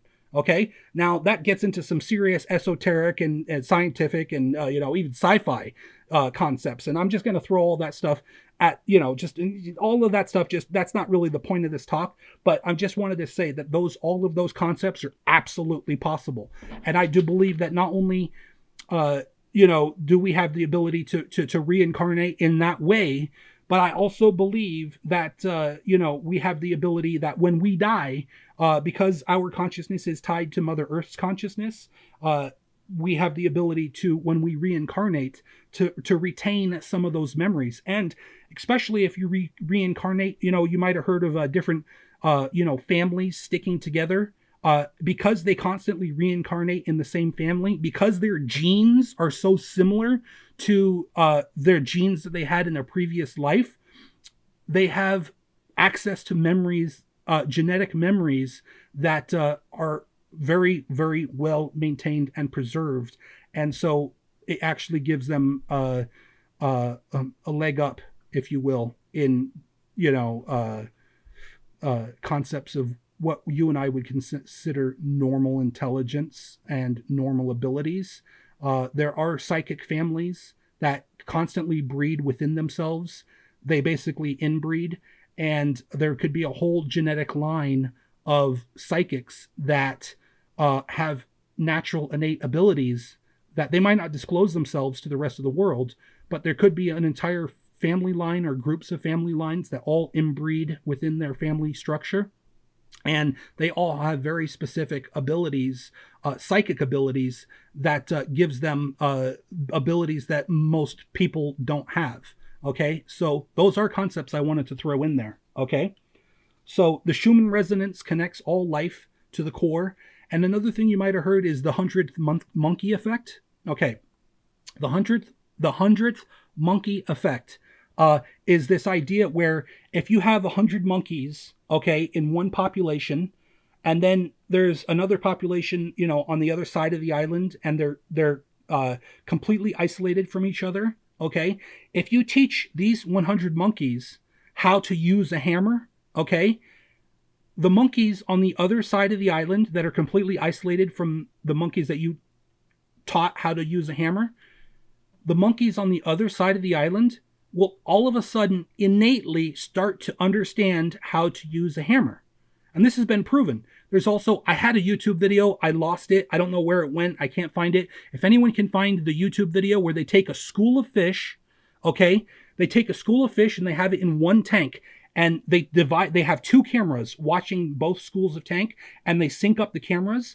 Now, the school of fish inside the one tank, they will move and they will turn all together at the exact same rhythm, okay? Like as if they're one unit. They'll take an individual fish from that school of fish, put it in a separate tank, and they'll put cameras and they'll watch the fish. The fish that's isolated from the school, completely isolated. There's no connection through the water. There's no connection even through the air. They're far enough away from each other that there's no physical connection, okay? The school of fish, say they turn left, the individual fish in the tank by himself will mimic and turn left the exact same time the school that he came from turned left. And then when the school turns right, the individual fish turns right again. The fish that's isolated by himself will literally swim in the exact same pattern as if he was a unit of the school, even though he's not connected to the school in any way whatsoever. So it's not like he can see them or hear them or feel the vibrations in the water, because he's completely isolated in a completely different tank of water, which is isolated by, 10, 20 feet. And they got two cameras watching, okay? And the entire school of fish will move right. And the isolated fish that's from that school, that's entangled through, quantum entanglement, something in their brain, there's some quantum entanglement, they're all connected. That fish will move in the identical behavior patterns as the school that he came from. So, you've seen these YouTube videos where these guys say, oh, well, the reason why flocks of birds and schools of fish are able to fly in such perfect harmony with each other is because they're all able to calculate at very precise moments what the other birds next to them are doing, and based on their actions, they know what action they need to take. Guess what? There might be some of that going on, but guess what? Wrong. That's wrong. They're connected on a higher level through the Schumann resonance to the core of Mother Earth. All consciousness ultimately is emanating from the core of Mother Earth. Mother Earth is creating life on her surface to help her surface grow. Okay? The golden ratio is the ratio of life. Life turns to lead. Lead turns to gold. Actually, life turns to oil, and then oil turns to lead, and then lead turns to gold. Okay? And then gold, once you get through the density of gold, I said that the radioactive element started about 100. Believe it or not, gold, the gold that you and I are familiar with on the surface of the earth is not radioactive, but as you compress gold into different isotopes, gold starts to become radioactive. Gold literally starts to create its own energy if it's in the right crystal structure. Okay, with the right isotopes, gold can be radioactive. Now you could ask yourself, if you take gold and you crystallize it properly, and you put it in between different layers of nickel and tin, okay, and you create a gold crystal matrix, and it starts to become radioactive, does that mean that you can literally create a nuclear free energy battery? Yes. Using gold and a couple other elements configured properly, you can create a everlasting fusion battery. Okay. And mainstream science will say cold fusion is impossible and it's not possible and this, that, and the other thing. That's complete bull crap. Okay. You can create free energy batteries just by using specific elements, putting them in a specific crystal structure in a specific combination. You can literally create batteries that last literally forever. Okay. And the reason why is because that gold, when it's crystallized the way it's crystallized, as I said, the universe is is a perpetual motion machine. That literally means that as the planet, okay, so the question is why does a magnet have the magnetic properties it does? There's no powering the magnet. The magnet seems to defy all the magnet itself defies all, the laws of physics. How can the magnet be forever having a magnetic field effect? And where does the magnet get its energy from? Well, the magnet gets its energy from the planet rotating through the cosmos. As planet Earth and as the sun is traveling through the cosmos over the dark energy field, that movement is what's giving all matter in the universe its energy. Okay, motion of matter creates energy, which creates gravity plus about 10%. Okay, it's the very motion of matter through the dark energy field that gives all matter its excess energy. Okay, so what gives the magnet its energy? It's the motion that rock, it's the motion of well, if the magnet is by itself in space, it's the magnet traveling through the dark energy field that gives the magnet its energy. Okay, but because obviously the magnet we're referring to in human terms is literally in our hands or on the surface of the earth, the thing that gives that magnet its energy is the motion of the planet and the motion of the star, which is all traveling through the dark energy field. It's that motion over the field which creates the energy, then which creates the gravity, which creates the energy, which creates gravity. Basically, motion of matter equals gravity equals energy plus about 10%. So you can create a magnet. If you take iron and you align its poles, if you polarize iron, okay, if you align all the poles in the same orientation, you get a magnet, okay? And there's other elements and other matrices of chemicals that create magnets. Did you know that you can magnetize a diamond? That's right. Diamonds can become magnetic. It's very rare and it's very, very difficult to do.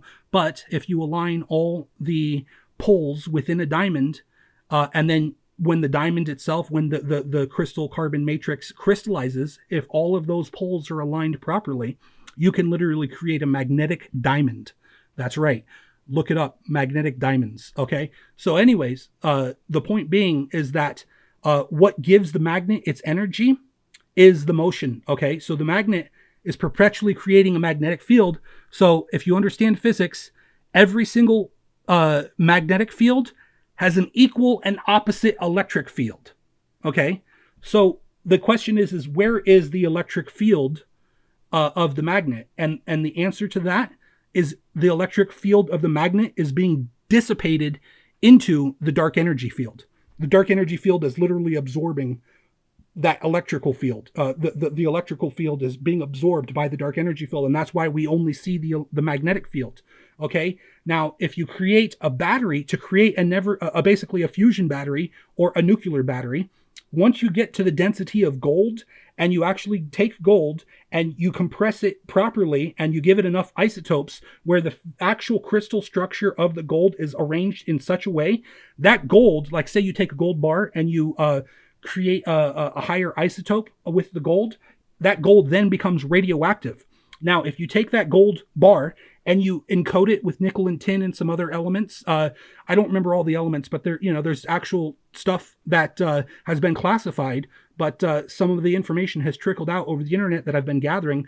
If you take that gold, that's the radioactive gold, okay, and you actually you line it with different elements, and there's a couple other exotic elements. I don't remember the exact names, but you can literally create a fusion nuclear battery that will literally last forever. It won't be very powerful. It won't give you, depending on how big the battery is, but if you're talking about something you and I could basically hold in our hands, you're not talking about like a battery that would produce, well, actually, I'm going to leave the power levels alone because I don't know what they are. They could be, who's to say that you couldn't create a battery that you could literally hold in your hand that would be enough power to power a car or a spaceship?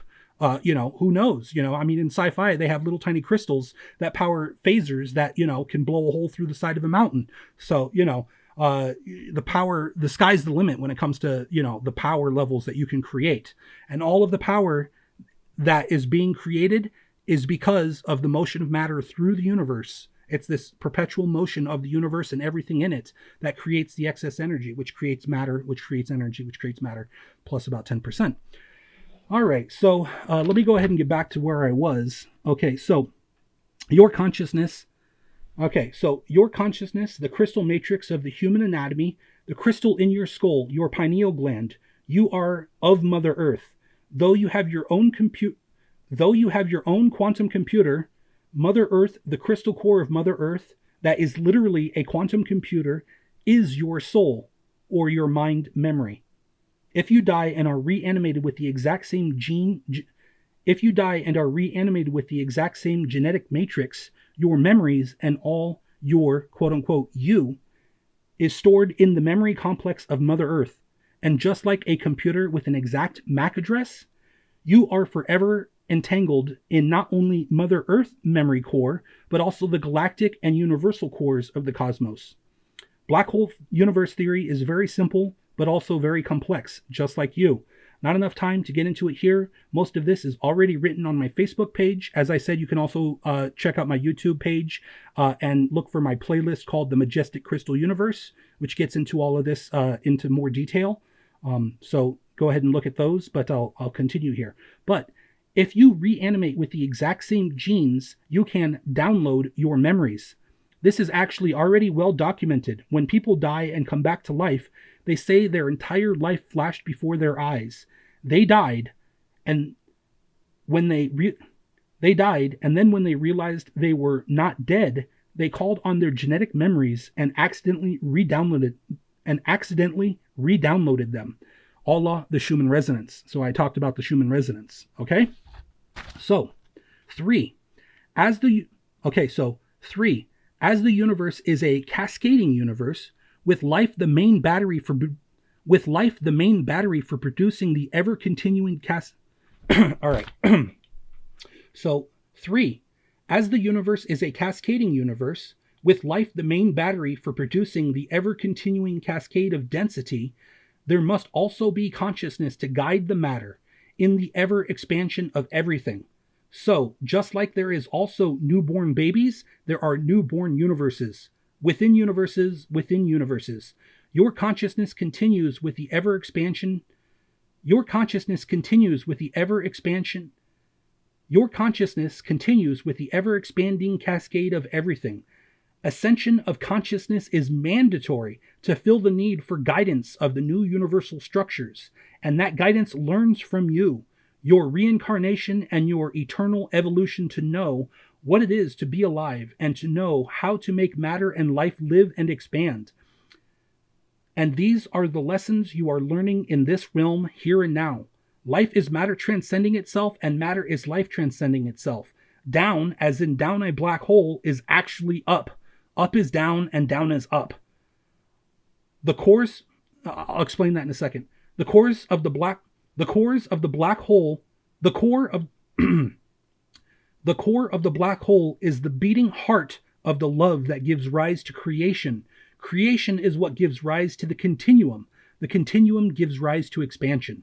Okay, so I've already explained a lot of that, so let me go ahead and just reiterate this. Basically, as the universe is a cascading universe, with life the main battery for producing the ever-continuing cascade of density, there must also be consciousness to guide the matter in the ever-expansion of everything. Okay, so as I've stated, matter, motion of matter equals gravity, which equals energy plus about 10%. So as the universe basically evolves, it goes through its inflation process and starts to solidify, and all matter in the universe, the macro and the micro, converge at the middle, okay, and create the fifth dimension, the fifth spatial dimension, the fifth density within the dark energy field, the fifth density within the Higgs field, okay. As the macro and the micro converge in the middle, okay, and the universe starts to solidify and create matter, okay, that is the point where then the reason why it does that in the fifth dimension, because the fifth dimension is the phi dimension. The golden ratio, okay, which is also the ratio of life, is the phi dimension. It's within the fifth dimension, okay? So the golden ratio is the fifth dimension, or the golden ratio is phi and pi, and those create the golden ratio, which then gives rise to expansion, okay? It gives rise to the tree of life, okay? And then that gives rise to expansion, okay? So I'm going to show you some basic mathematical equations here, and I'm going to give you a quick clip so you can kind of get an idea on this. But when it comes to efficiency, if you structure your universe properly, the most efficient way to increase and expand your energy and your density, okay, is through the fifth dimension, okay? And that's just based on pure mathematics, geometry, logic, and probability, okay? So the whole point of the universe is to continue to expand and to continue to increase its matter and its energy and to perpetually grow and expand. Okay, so everything in the universe is either expanding or it's contracting. The universe has set itself up into a system where it constantly is in perpetual creation and expansion. Okay, and it uses the machinery of the cosmos, and it uses the actual geometric matrix crystalline structure of all the different densities within the universe to create the matter, okay? And it's matter, the most important thing in the universe that matters is matter, because matter creates matter, which creates energy, which creates matter, which creates the infinite expansion and which creates the infinite expansion of everything, okay? So the thing that matters most in the universe is matter, okay? And it's that matter needs intelligence to guide it properly so that matter continues to expand and to create new matter. If it's not being guided with efficiency, okay, and if it's not being guided properly and efficiently, it will not produce matter. It will not continue to grow and expand. It will start to shrivel and contract. And everything in the universe is either expanding or it is contracting. And the universe has set itself up in such a way that it wants to continue to expand and exist forever. The idea that the universe will fade away into nothingness, that's ridiculous. Everything in the universe is growing and expanding. Just like all life in the universe is growing and just like all life on the planet is growing and expanding, the planet is growing and expanding because of the life on its surface. The trees take the electromagnetic energy from the sun. They convert that energy into matter. Okay, so trees make their own food. What that means is trees literally physically take the electromagnetic energy that they're able to capture with their leaves. They turn that electromagnetic energy into matter. Okay, so if you actually take a closed jar, okay, so if you take a giant closed jar, and you put dirt and water in it and you completely seal it so it's completely air and watertight and there's no way that anything can escape from it. If you take that basically closed system, okay, and you put it in a place where it gets the proper amount of sunlight and shade and it's got the right conditions, and if you weigh that closed system, okay, which is basically just dirt, which has some seeds in it, and it has a little bit of water, and it's this closed glass jar that's completely sealed, okay, if you weigh it and it weighs 10 pounds, okay, and then you put it underneath your stairs where it gets the right amount of sunlight during the day, it doesn't ever get too hot or too cold, and it's able to, the seeds in that closed system are able to start to grow. Those seedlings turn into little tiny plants, which then absorb the sunlight. And then as the years go by, those plants get larger and larger, and they're constantly growing and growing. What used to weigh 10 pounds, okay, after 45 years, that jar will become a little tiny ecosystem full of plants, and all of the space inside that jar will literally be taken up by plant and growth. Okay, if you weigh it after 45 years, will it weigh 10 pounds or will it weigh more than 10 pounds? It'll weigh 20 pounds. So you could say to yourself, how is that possible? It's a completely closed system, which means it's not absorbing any carbon dioxide from the air. Okay, it's not getting any extra energy other than sunlight. It's not getting any extra matter in it. It's not getting water in it. The air is not able to absorb, carbon dioxide from the open environment and then grow itself that way. It's literally taking the sunlight, electromagnetic energy that's able to pass through the glass and then hit those leaves.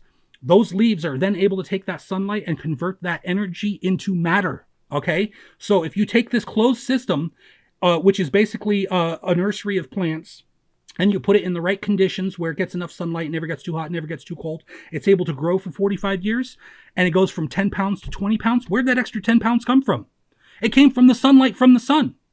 So if every system on this planet is taking all the plants on the entire planet, the blue-green algae, all the bacteria, is taking the excess energy from its environment, whether it be energy from the sun or energy from the heat from the center of the earth, or even there's microbes and bacteria that can literally feed off of iron itself. And all the cores of the cosmos are primarily considered composed of iron. And if they found bacteria that the only thing it needs to survive is to eat iron, okay, yeah, life is everywhere in the universe, okay? And all life in the entire universe is constantly taking excess of energy and taking the excess of energy and growing itself, okay? The plants create an excess of energy through their matter. Then there's a whole ecosystem of bugs and insects and lizards and lions and tigers and bears.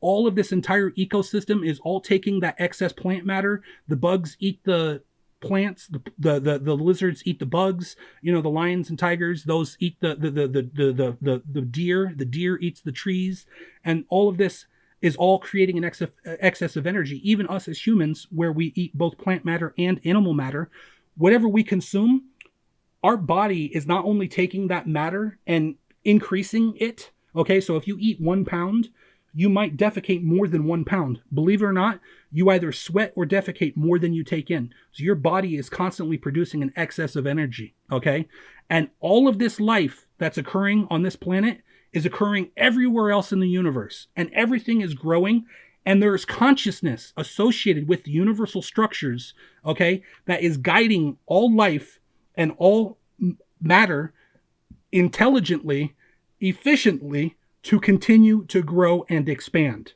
okay? And that is the purpose of consciousness.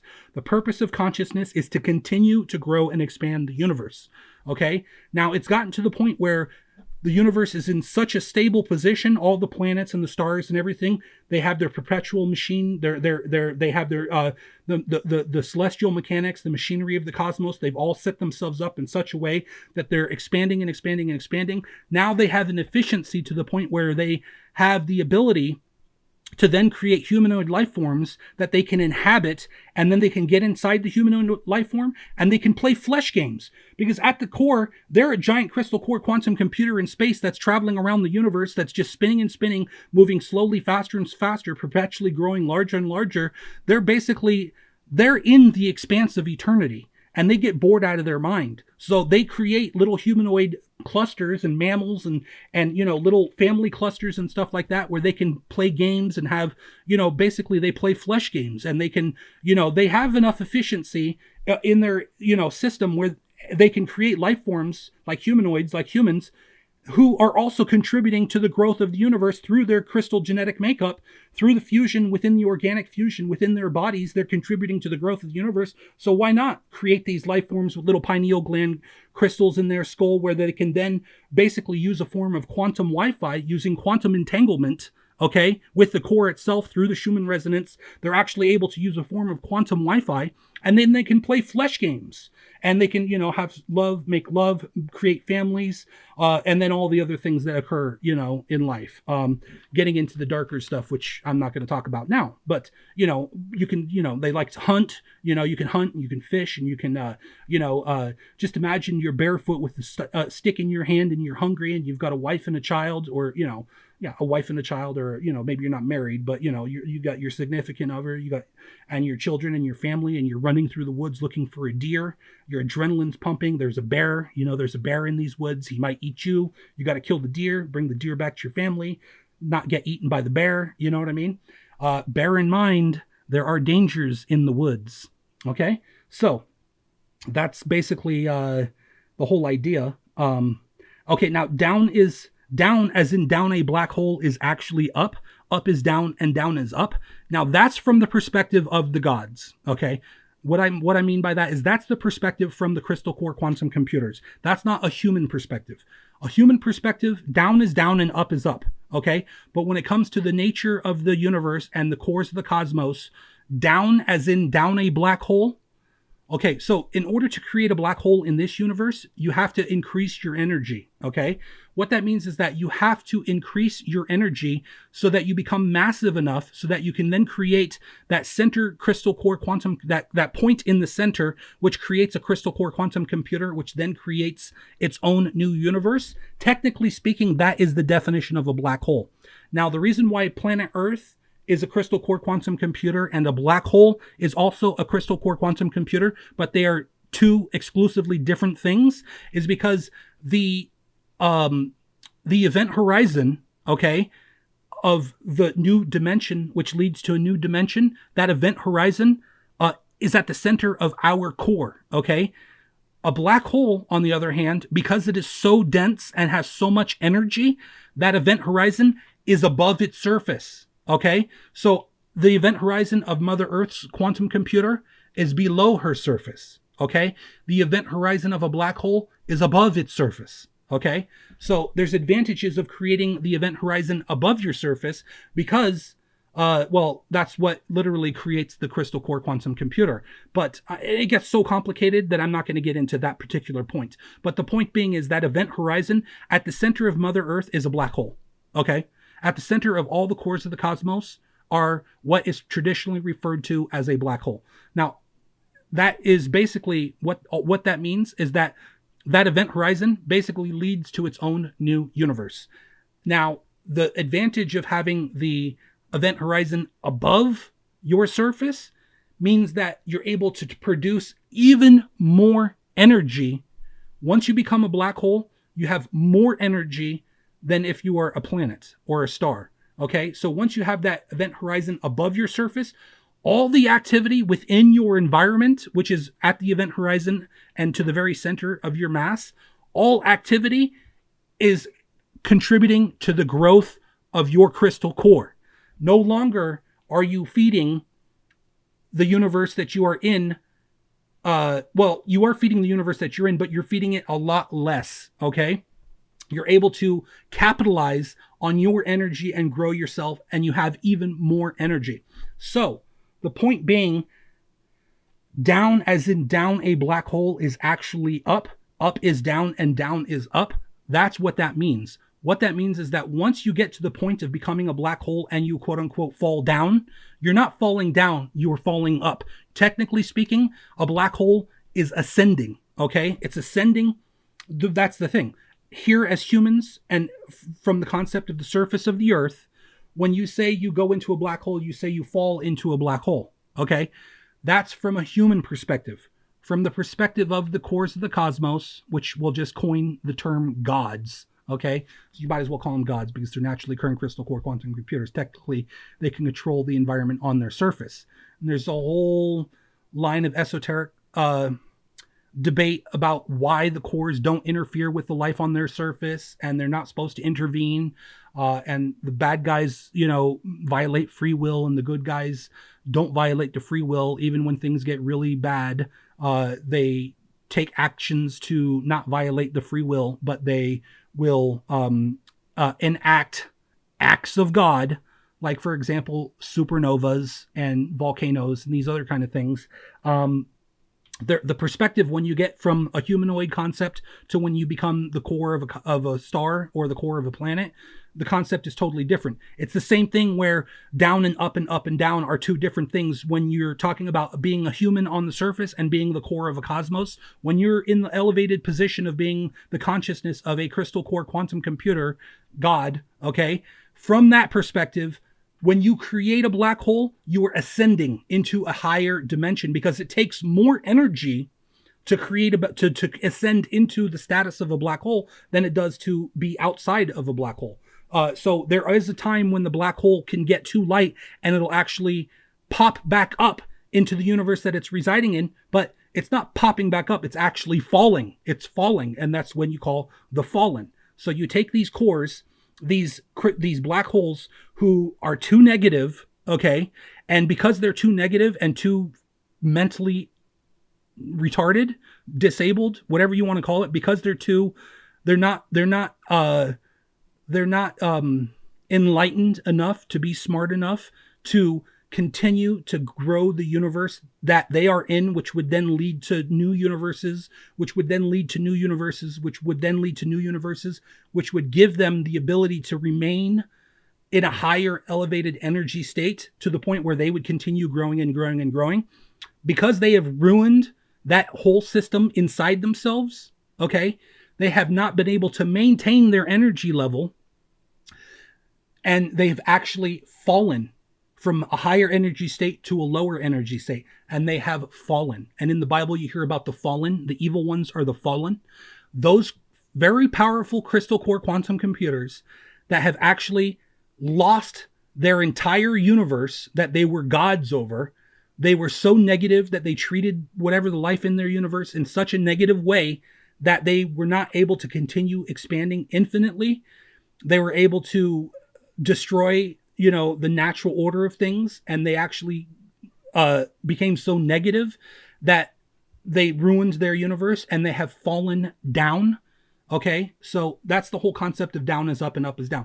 From a human perspective, when you hear that down is up and up is down, oh my God, that's evil. How dare you say that? You're a saint. You're a sinner.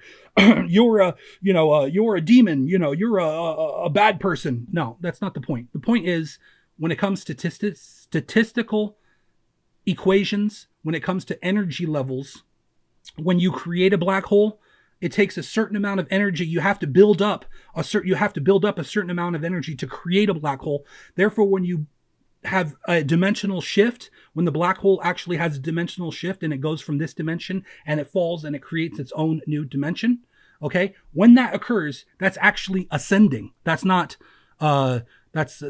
falling, it's ascending. And then if that black hole is not able to continue expanding, it will lose energy and it will shrink, and it will no longer be able to stay in the higher energy state that is in, and it won't ascend from the universe it is into our universe. It's not ascending, it's the opposite of ascending. It is falling. It is falling out of the universe it's creating, and it's falling back down into the universe that it was residing in. So down is up and up is down. Okay, it's confusing. If you don't understand that, I'm not going to try to explain it further than that, other than it's not from a human perspective. It's from a mathematical perspective. Okay.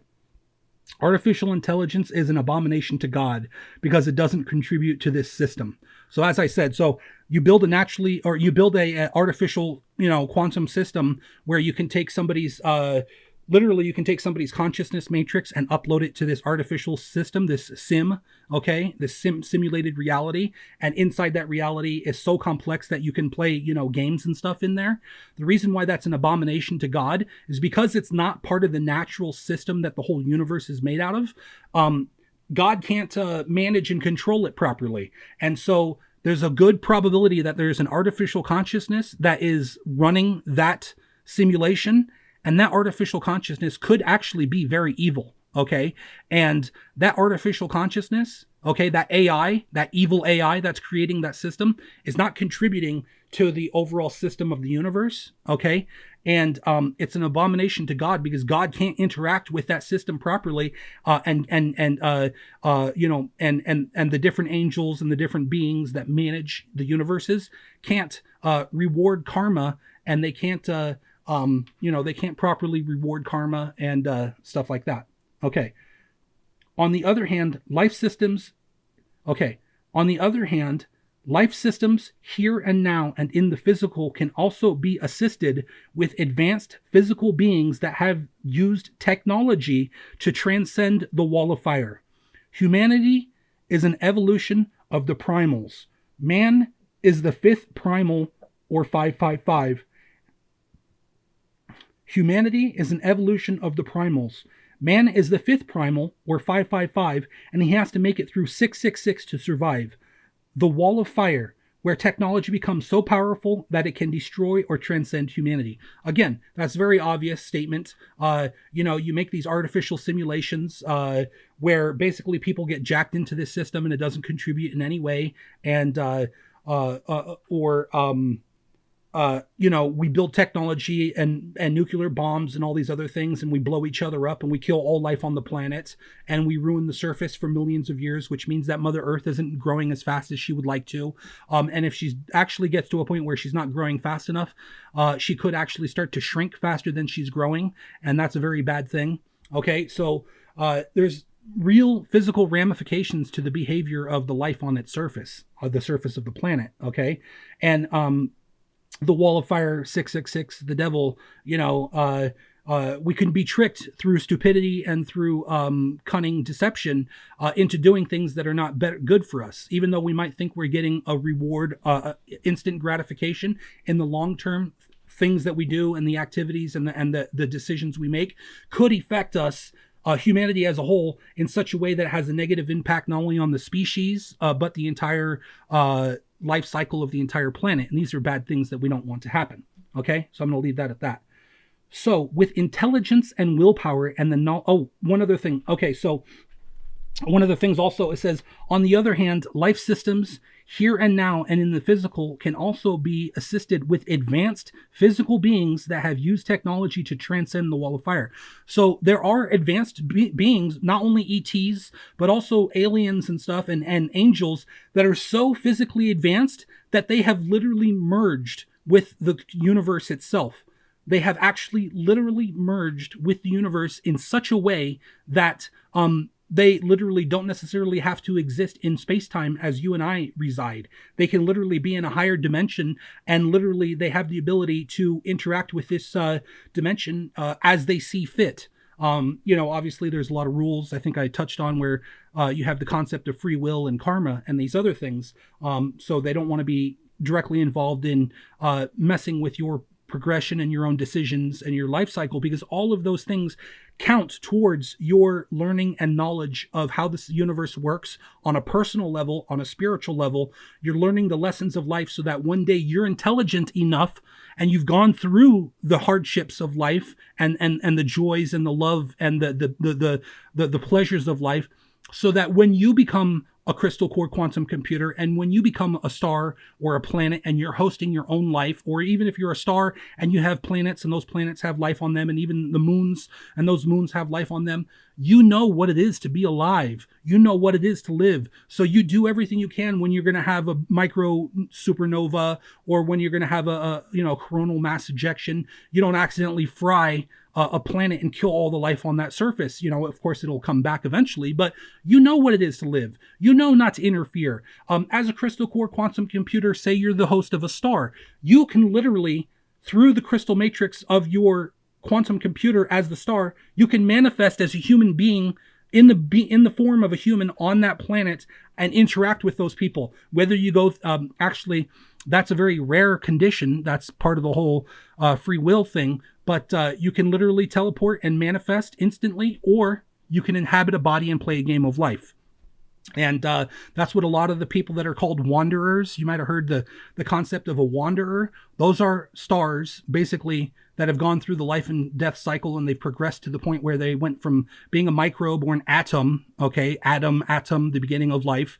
They were a microbe, a tree, a fish, a plant, a snail, a slug, a fish, and then maybe, a sloth, a tiger, a human, even a forest, a whole entire forest, or a school of birds, going through life and death cycles, progressively picking up bigger and bigger bodies, becoming an elephant, becoming a blue whale, becoming a human, living and dying as a human for millions, or whoever knows, however many cycles, maybe only one cycle. And then you go to heaven. When you go to heaven, you stop being an animal-based life form, and then you become the life form of a celestial object. Whether that life form exists in this realm, or if it exists in a realm below us, okay? So like, for example, if you die, you will become a star in the universe at the core of Mother Earth. At the core of Mother Earth, the quantum computer, the crystal core quantum computer at the center of Mother Earth, which is actually also called a black hole, which leads to an entire new universe. All of the stars in that universe, all of those newborn stars, and all of the planets that are being constantly created. And remember, time is occurring in that universe much, much, much faster than the time is occurring in this universe, okay? So you live 50 years in this universe, okay? And then when you die, Mother Earth might say, oh, you're a good person, I like you, I'm going to give you a star. You can be a star. You're going to have your own star. And then that star, you're the host of a star, and you've got planets, and those planets have life on them, and they have humanoids on them. As a star, you might be able to reincarnate on a surface of the planet and have life cycles, or you could be so powerful you can literally materialize as a fully realized individual, because you've gone through many, many life cycles, and say you've been a human many, many times. Your consciousness has built a your consciousness has built a self-image, and you can literally just have your own self-image, and then you could materialize on the planet as your own self-image, whether it's a female, whether it's a male, whether it's somebody that looks like He-Man, or somebody that looks like a goddess. You materialize, you do what you need to do. Say there's something that's very important to you and you want to assist, you do your thing and you get out of there. You don't want to violate free will. If you're a positive being, you've realized that interfering with the life cycle of all these lower life forms is not ideal. So you can literally incarnate, help whatever you need to do to help, and then you dematerialize. Okay. And that is true. That is absolutely true. There's that capability. Or you can actually go through the cycle of picking out a body. Say a couple is about to conceive a child, and at the point of conception, you incarnate into the body, and you literally pick up that body at the point of conception. That's why the religious folks on the planet say that abortion is murder, because it is murder. As soon as at the very point of conception is the point where the soul or the spirit, whether you be the spirit of a lower life form ascending to humanoid life form, or whether it be a star incarnating into a body to live out a life cycle, either way, that spiritual entity at the point of conception is the point where you enter the body, okay? And if you kill the baby, okay, it's murder, because there is a life form that has taken hold, and you've denied that person its life, and you killed it, okay? Now, I'm not going to get into the politics of what I think is right or wrong, but I will say based on physics and spirituality, abortion is murder, and I'm not going to deny that whatsoever. I'm not going to say that is not murder. Now, you can just come up with justifications, and some justifications might have more weight than others, and you can debate it all you want. That's not the point. The point is, as soon as conception occurs, there is a new life, a new spirit has entered that body. If you kill it, it is murder, okay? And that's based on physics. That's not based on, spirit. Physics and philosophy and spirituality all merge. But at the end of the day, science is science and physics is physics.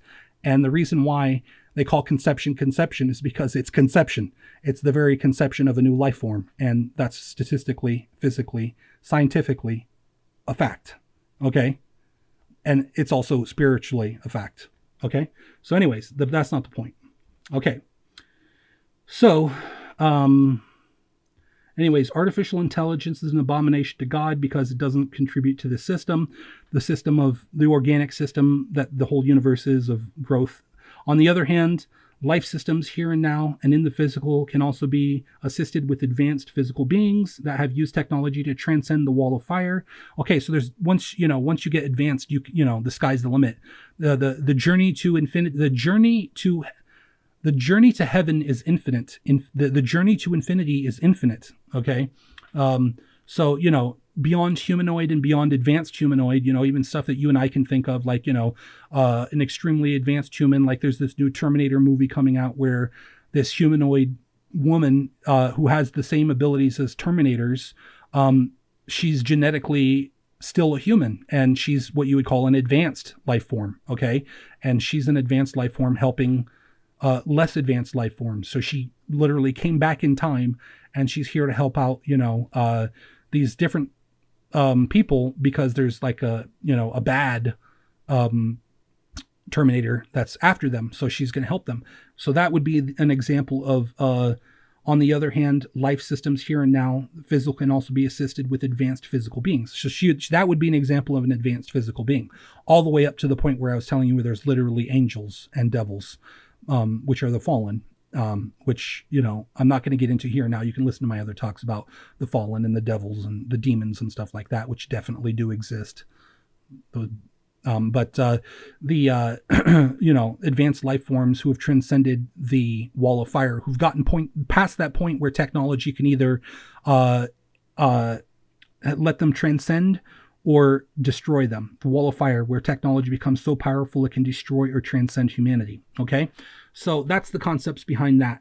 So with intelligence and willpower and a knowledge of science and the true structure of the cosmos itself, man can truly gain control of his own destiny, and through cooperation and technology, man can set upon a path of enlightenment and help life systems within his control grow and expand to continue the continuum. Okay, so obviously, as our genetic structure is creating an excess of energy through the cellular division, through the crystal matrix of our DNA, and through all the functions of our body are constantly creating an excess of energy and an excess of matter, through that organic system, we can also, with an understanding of the universe and how everything works, and literally understanding that good harmonious ecosystems help planet Earth grow, and to help planet Earth grow is good because planet Earth is constantly growing a new universe inside herself. And as long as that universe keeps growing and expanding, it will basically be good for not only us as spiritual beings, because we're tied to this matrix, the mental matrix of Mother Earth, the compute power of Mother Earth, but we're physically and mentally tied to her. Okay, so her growing a new universe is good for us, plus her expanding the universe that we are in is good for us. So she's growing within and she's growing without, and her continued existence and expansion is good for everybody and everything. Okay, and so realizing that, recognizing that, and contributing to that is what you would call good. Go good gold god game. Okay, go good gold god game. Go good gold god game. Go good gold god game. Go good gold god game. Swim, swim faster and faster to infinity and beyond. Yum, yum, yum. Okay, so, all right. So with intelligence and willpower and knowledge of the science and the true structure of the cosmos itself, man can truly gain control of his own destiny, and through cooperation and technology, man can set upon a path of enlightenment and help life systems within his control grow and expand. Grow and expand to continue the continuum. This includes the flesh and blood of the human body and the physical mass it creates through organic fusion, and or the management of life systems that do this, with humanity having the ability to transcend the life cycle with the purpose of replacing himself with a commitment to expanding other life systems. So obviously we're talking about the concepts of ascension and advanced enlightenment and advanced progression. If humanity gets to the point where we start living for a very, very long time and we stop breeding as much, we're no longer contributing to the surface of Earth with our life and death cycles. Let's just round off the human life to 100 years, even though life cycles are getting less and less because of all the negativity on the planet. I'm trying to stay positive here. Okay, so let's just say that the human, every 100 years has a life cycle and then dies. And so if we start breeding less and less, because instead of living 100 years, we start living, say, 500 years or 1,000 years, okay, and we're no longer basically busy ants on the surface living and dying and constantly creating a bigger and bigger ant pile, okay, but we're actually becoming more and more intelligent and more technologically capable, okay, we can continue to expand not only the physical flesh because we're constantly eating. Actually, there is a possibility that through technology we'd even stop eating a lot less and still have energy. But these are getting into a different subject and going into a different realm that I don't want to dive into right now. The point being is that the physical human body, okay, can live for a very long time, and we don't necessarily have to be breeding, and we will, not only as we get older and older and live longer and longer, we will get smarter and smarter. And then, so the point being is that you take that excess intelligence, and instead of, basically trying to be little ants where we live and die very, very quickly, and we constantly grow and grow and grow the surface through the skeletons. Every single person that lives, they grow, they physically grow, then they die. When they die, they leave the physical flesh, and they physically leave skeletons in the ground, which physically builds the mass of the planet. So as we phase out of that into a higher enlightened system, we then can realize that we have the ability to literally green to de-desert, I forgot the exact name of it, but when you turn the desert back into forest, when you take systems and you say, okay, we're going to take this river here, and there's this barren area, and we're going to literally build technology that will irrigate this entire huge patch of land where there's very little life occurring, and we'll make it a giant tropical rainforest. And then that tropical rainforest, with all the ants and the plants and all the other little insects and all ecosystems, all, growing and expanding and constantly building, literally physically building the mass underneath them. Okay, so literally contributing to the growth of the planet, we will get to a point where we'll become smart enough where we can start doing that. And then we can, there's the amount of creativity you can create is endless. And that's the whole concept of life, is you get to a point where you start to realize that you can manage and control the universe and to mold it to your will. And then that's the whole purpose. You start to become aware that, if you're the consciousness of an entire universe, you realize with this radiant love and energy inside you that you can take this huge ball of plasma and you can divide it into, using geometry and efficiency, geometry, mathematics, efficiency, and logic. You can take this giant ball of plasma, which is at the very center of your core, and you can just bang on it. Like, how the monks take a giant round disc and they bang on it and it goes bong, and it just like vibrates. You can literally take this giant plasma ball that is at your center and you can bang on it like a heartbeat. Ba-boom, right? Ba-boom. Imagine your heart. Ba-boom. Okay. And it just sends this pulse of energy through this huge giant ball of plasma. And at the very center, it reverberates and the vibration comes back and it hits the outer surface. Again, you bang on it at the exact right moment. Ba-boom. And then all of a sudden, this plasma starts to form up into these geometric patterns and structures. And this plasma, all of a sudden, it starts to literally increase in density to these because of the geometry. There's certain points within the plasma structure that will literally start to compress, and then will literally start to create the very foundation of the atoms, and that's where you take the white hot plasma of the universe and it starts to solidify. And that's what they talk about when the Big Bang went through its solidification process, and it went from a white plasma to this it solidified into matter. And then all of a sudden that matter, it's this whole geometric structure those points of energy start to congeal into very specific nodes and points. Then they start to create space around themselves, and then they start to grow. So then you take this heartbeat and you just keep giving it energy. Your heart just keeps pumping, ba-bum, ba-bum, ba-bum, ba-bum, ba-bum, ba-bum, ba-bum. And inside your very core, you create an entire new universe. And then all of a sudden you have these giant galactic structures, these giant blobs of stars that slowly start to cool and form, and using your thought and vibrating your universe at the right angle, they're able to start to form up into these spiral galaxies. And now because of the structure of the universe and the different 266 elements, they start becoming naturally occurring crystal core quantum computers themselves. And you guide them and you feed them love and energy, and they start to mature and grow. And then these giant blobular clusters, these circular galaxies, they literally start to spiral around each other, and they start to move through the dark energy field that they're creating, and they start to grow and expand, and they get bigger and bigger. And so your heart and your love and your energy and your intelligence is able to guide these structures into its own new universe. And then so all of your children that you've just created are then now stars and planets of their own, and now they're growing universes inside themselves, and then those universes are creating stars and planets that are growing universes inside themselves.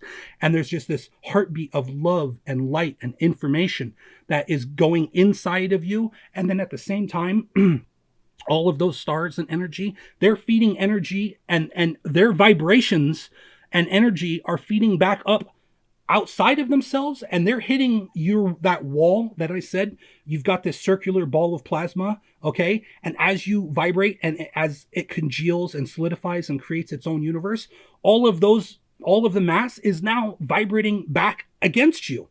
And so you're physically getting more and more energy, and you're able to take that energy and physically grow the matter. Not only are you growing the matter inside the universe that you're residing in, you're able to grow the universe that is inside you. And the universe is growing inside of you infinitely to infinity and beyond. And at the same time, you're feeding the universe you're residing in. All of your excess energy is going up and feeding the universe that you're residing in, which then feeds the universe that it is residing in, which then feeds the universe that it is residing in, on an infinite cascade of energy density going up. Actually, it's getting lighter and lighter. The mathematics are kind of crazy. The energy that's going up is actually getting lighter and lighter, and slowing and slowing and slowing. And up is the pole of nothing, and down is the pole of infinity. That goes to the up is down and down is up concept, which I told you is backwards for humans.